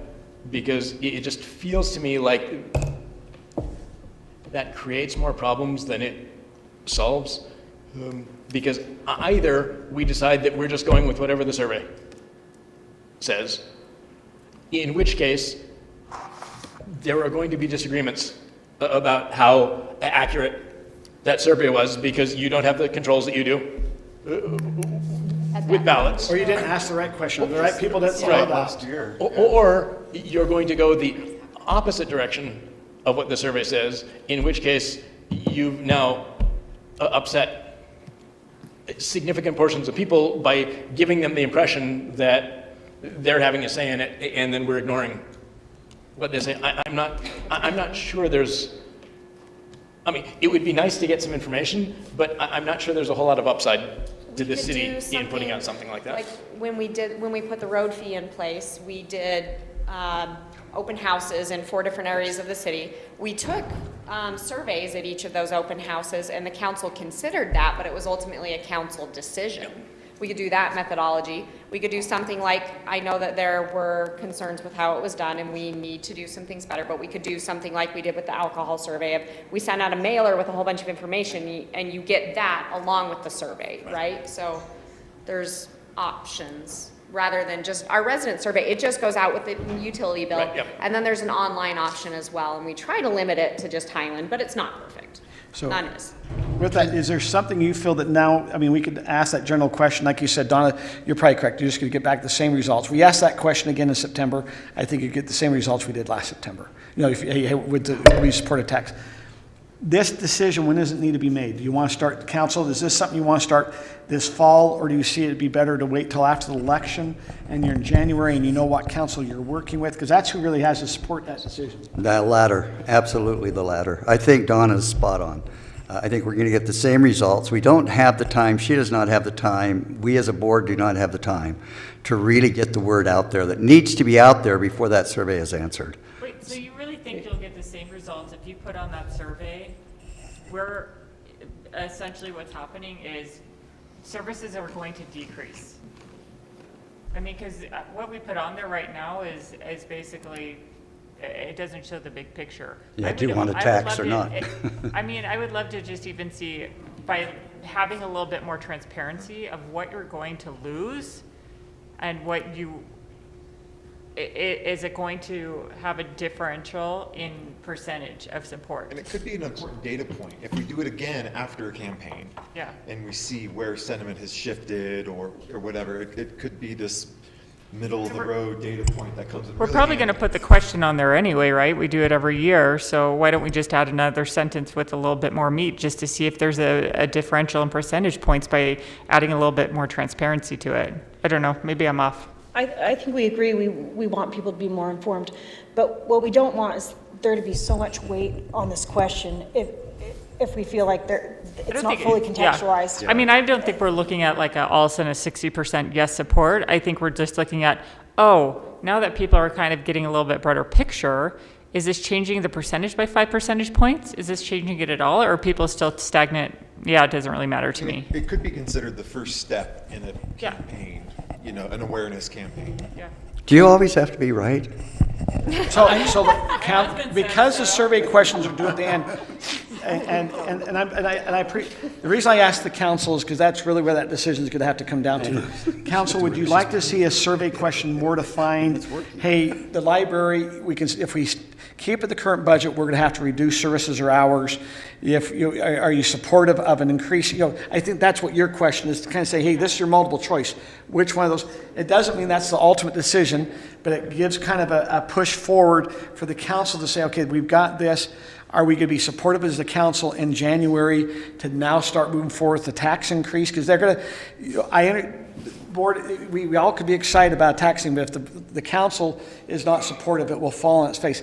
You need to, I understand everyone wants to have all 5 council members and the mayor all supportive of a tax increase. You need to be aware, you might not have all 5, but that doesn't mean you can't move forward. Does that make sense? Because they're going to have to get to a budget. Well, I want to just correct you there. What we want is to have the library funded. If there are donors, if there's advocacy in other areas, if there's selling popcorn at the door, we don't care. We just know this is a resource. We don't want to see all of Donna's work over these years. I agree. To just be deflated. It's not fair because it's clearly valued by the community. It's clearly uplifting the entire community, not even just those people use it, just as schools uplift the entire community, not just the kiddos who are in school. So, yeah. Mayor, one other question.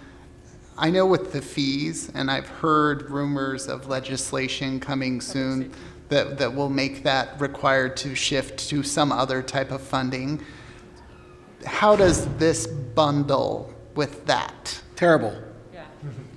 If we lose the road fee or the public safety fee, and then we add the library, if I was a political person, I would not even commingle. I can't risk losing the public safety, and I can't risk my roads to get my library. That's just me personally. I won't be, you guys all know I'm not running, but personally, I wouldn't put it together. Help me understand if they're all bundled together, right? So by law, we have to move the fees to taxes because of truth in taxation. If proposed legislation goes through, you're already going to have to go through this truth in taxation process. You're going to have to go through all these things.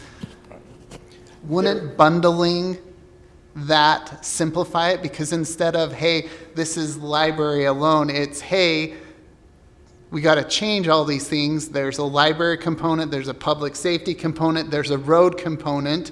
All of these things have to be fixed. If you'd like roads, if you'd like police and fire, if you'd like a library, fix it. Council, how would you answer that? I'm inclined to agree with Kurt that when you start off with, we are increasing your property taxes by 50%. And decreasing your fees by 100%. Nobody's going to hear that.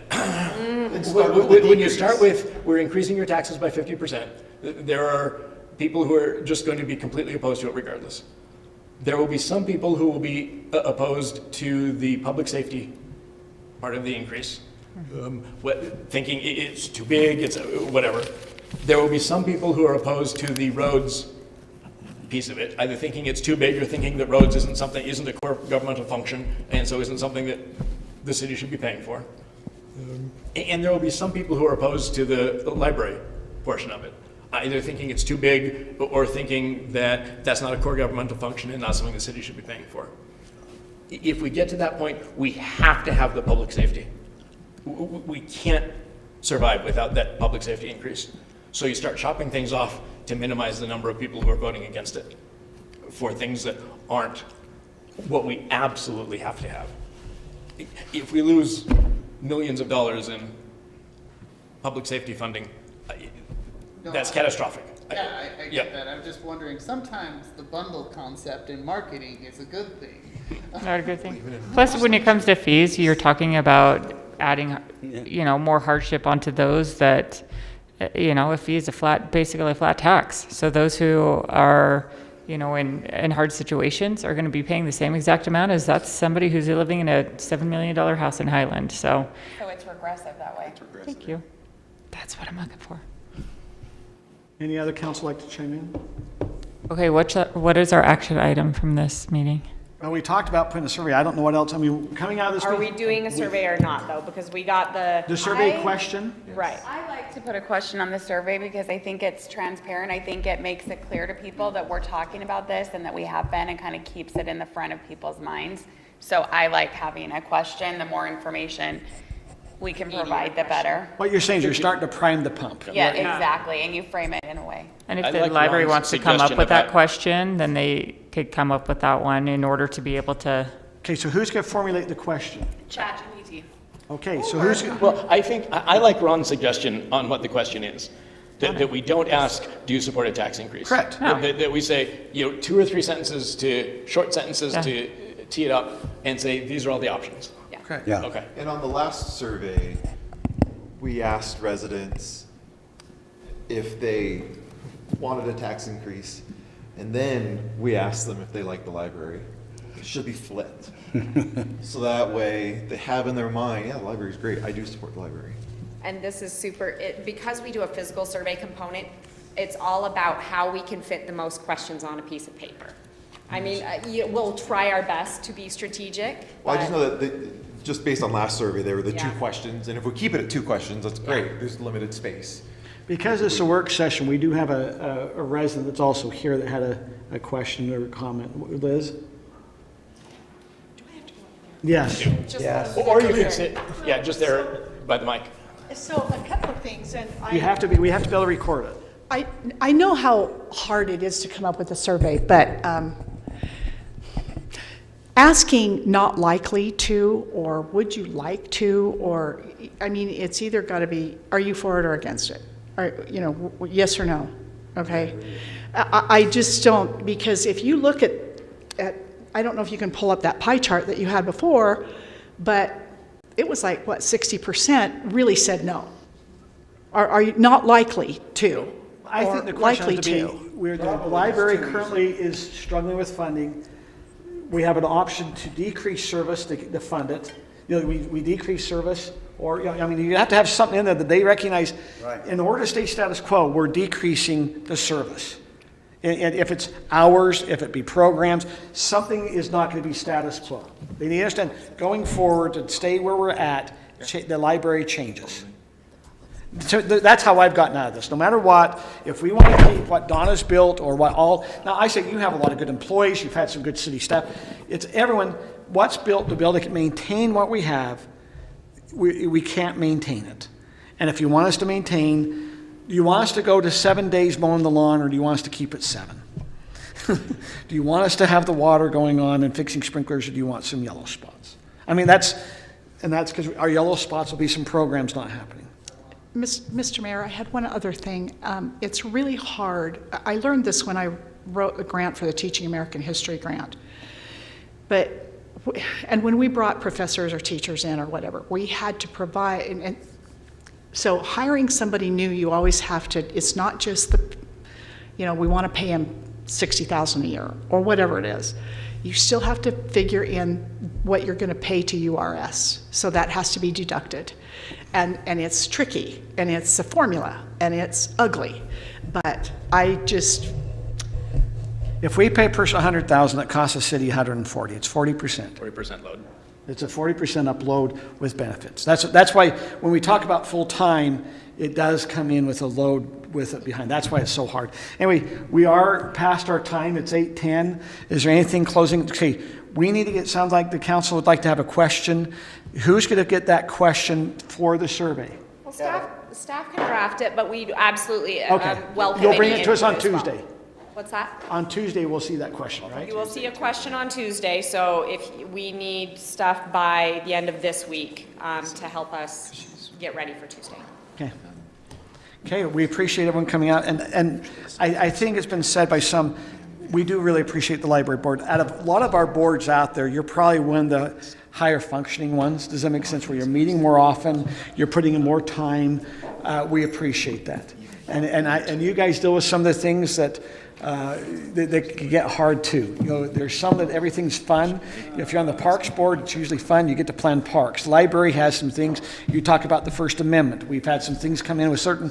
I know you've had people challenge the type of books we have, or what we're doing with posters, and there's some hard decisions that you've had to also sit up to see how it works in the community. And so we appreciate your guys' effort as we work. And this will be something that's going to be talked about quite a bit this next year. I imagine it'll be about this time next year. We'll know what's kind of going forward. I mean, we should know earlier. The council should start. So as a library board, you guys are also residents. You want to make sure you're communicating with the council going forward so they start to hear too as the new year comes in. Because we have to. Actually, one final question. In the meantime, does the library and/or library board have the blessing to start communicating funding concerns to the residents? Council? I think yes. We have to talk about that if we're putting any context around the survey question, so we're doing that anyway. Even if they're not doing a full campaign, they can start having that conversation or thinking about a future campaign. Did all the council hear that? Hey, Ron. Ron, do you guys hear the question that they're asking, can the library board start saying, we're having some funding issues. They want to start communicating to residents about funding issues that they're having. Is the council agreeable for them sending that message? I am. Okay, Doug has said yes. Ron said. And Brittany and Kim. Said yes. Okay. How would we want to have a good shared message. Would you like to be involved as we craft that message? I would. So future work, I mean, we can't. I am okay. As a board member, not as a candidate. as a I'm board okay member. with the library board. You're here as Moving a forward on council that. member. Right. Okay, We can just blast an email, run it by y'all. okay, great. So what we just heard is before you send communication out that the council would like to see it, is that what we just heard? Yeah. I don't know. Is that the correct message we just heard, is that if there's going to be a crafted email going out to the residents of Highland or library patrons, the council would like to understand that message going out? Is that what I've heard from the council? I would like that. Are we picturing a city-led campaign or a grassroots type of a thing? That's the question. I Council? think that it has to live in both places. To be ultimately successful, absolutely. Yes. So what's the council like to do with this? I am okay with the library board in conjunction with the city staff moving forward. With that. what? Now, if there is a mailing going out or some major thing, I would appreciate a heads up about it just so we know when people ask, but I don't feel a need to approve. So I think the question is, if you're sending it out as a library board sending it, but if you're trying to tie the city with it, the city has to be aware of that messaging. Does that make sense? Yeah, so if Donna posted on the library Facebook page or the library Instagram That's channel, city. then you guys need to review it. Whereas if we grassroot it from our side, but the true synergy happens when they're both the same. I agree. So, yeah. So Kevin, I guess, asking the council to get behind it now, I think it's hard for them because there could be morphing and changing who that council is, and you could be going down a path that by January changes. Can I give you the biggest thing that I'm worried about that I heard tonight is that we're going to be against public safety next year, and so this is a 2027 thing.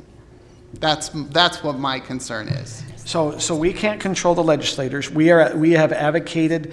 We've hoping to get some things worked out. We've been working with the legislators trying to get a bill put together that would secure public safety and the road fees, and we thought we had everything worked out, and then we had a large entity that kind of came in and squashed it, the largest entity in the state. UDOT, right? It does not have a UDOT. No, it was not a state entity that was the issue. I'm just saying they were going to be charged a lot of road fees, and so they were worried about some of that. And so we've been trying to negotiate. We've been close to where everything was solidified with the fees, the way we're doing it, so we didn't have to worry. And that could be solidified by legislation. The last 2 years, we've thought we had that put together, and it fell apart the last days. You understand what I'm saying? I totally understand. It's all about timing and thing. And so if we start the engine early, the engine only has so much gas to run before it runs out of gas. And so maybe you don't get the engine going. That's kind of what, this is where the dialogue has to come. Hey, if we don't know whether, then we don't want to start. If you're asking really for me, I think you got to be careful getting too much inertia and then getting cut off in January, February. That's exactly what I'm worried about. I think you've got to get to January to know, and then you get that push to go. And we might not know legislation-wise until the end of, or the beginning of March, and then we really know how we're laying with the road fee and the public safety. But we've been worried the last couple of years this is going to happen, and nothing's happened. We always can get so fearful of things. We were waiting for a lawsuit to get settled, and the lawsuit got settled. And then... Lawsuit? Because there was... Oh, yeah, the road fee lawsuit? Yeah, and so I guess that's what my biggest concern is let's not start the engine until. So maybe the conversation really needs to happen is what are we going to do next year? Because next year kind of feels like we have to punt for a year, and then the next year we have to go. And that means that the council would have to be willing to maybe help fund again. Does that make sense, Council? For punting a year, the way we did it was out of the general fund to supplement. That's still that option to help supplement until we can get to a more, that's one option. Right. I would encourage the library and the library board to begin the campaign as soon as they can. But the portion of the campaign that I think should be starting is educating and reminding people of how valuable the library is, how many people use the library, how much growth we've had in demand for the library, and start with that. I think that's important, but we also should never let a good catastrophe go to waste. So we've got a lot of challenges right now, and we've got a good opportunity. Donna's leaving. We're hiring a new person. Catastrophe is Donna leaving. But by the time it goes to taxpayers, that's resolved. Yeah, but the problem is right now the inertia's here, but you're talking to people, they're hearing the message, but the problem is the taxing won't be till next year. Like you said, you could get running too fast down. You've already said it. You got your gas going. Mm-hmm. The issue's not the same issue in March. Yeah, and then in March everybody putters out, and then in August they're like, what was that? And so... There's time on marketing. I've seen some people go a little too early on marketing. Yeah. You'd know by March. We'll know with legislative if that's what the council feels like they should look at. Okay. Is there a specific legislator we should reach out to? Let's see where the bill comes. We had one. So Kevin, we had it put together, and it wasn't till It was the last week of the session. last week of the session. Is there any chance that our legislator that represents us might be influential in this? Okay. Well, he would be, not in the way you want him to. He's supporting for us not having it. He would charge people to use the library. He's the one that wants to cause pain for this. I've seen that before in other areas, so. But that doesn't mean, but we've had some support. We had good support from the legislators last year as a body to get this passed. And it was a compromise until the very end, until the one entity came and says, hold, we own a lot of property in the state, and as you're trying to implement this new tax, Pleasant Grove was doing, because a lot of other cities are starting to do road tax.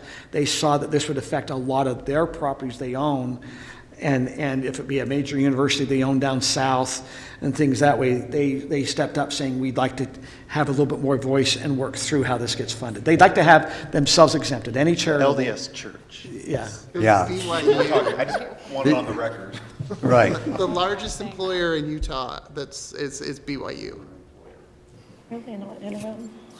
Anyway, it's not wrong for them to raise, because it is going to affect them tax-wise too. Does that make sense? And so they were just, as a tax-exempt entity, they were getting feed out where they felt like, hold it, yeah, how, if it was a tax.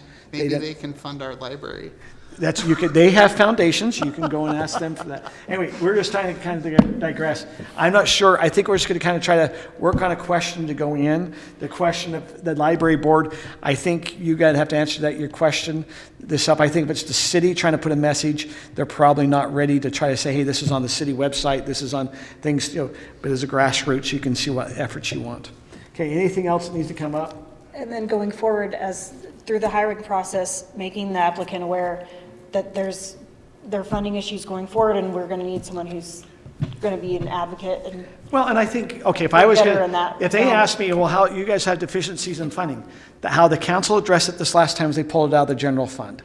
And so it appears the current council, if there's deficiencies until we can come up with either a tax increase or something, they seem to be favorable to look at the general fund to try to help augment the library. That's if that was the candidate asking me, that's how I'd answer. We were very open with our candidates because I wanted them, it's only fair to them that they come in this with eyes wide open. So we were a lot of them asked a question, what are the challenges you're experiencing? And so we were honest with them and told them, and I did say, I think there's appetite to fix this problem, right? You saw that the council subsidized it this year. What that solve is, I don't know yet. Yeah. So they all know that at this point. So that's something, as a library board, you got to see, the council is still showing support. By pulling it out of the general fund, they're still showing support. Does that, and so that, I totally, I just wanted to call out that narrative because I 100% agree with what you're saying. So, lots of support here, lots of people that want to do good things. We just, timing might be a little it's a fun, and if the council sees that the timing's not right, they can still use the general fund to augment. If they see next year's the right, that things that come together legislation-wise, I'd probably recommend it is the right time if we don't have, because they brought up the school board. I don't sense the new school board's going to do any taxing next year. They won't know. It'll be the following year. So and it's not a political year next year. So as you're looking coming in, if things are mellow, it's a good year. So, okay, we're ready to conclude. I don't know if we need a motion to. I move that we adjourn. Okay. Second. Okay, all in favor? Aye.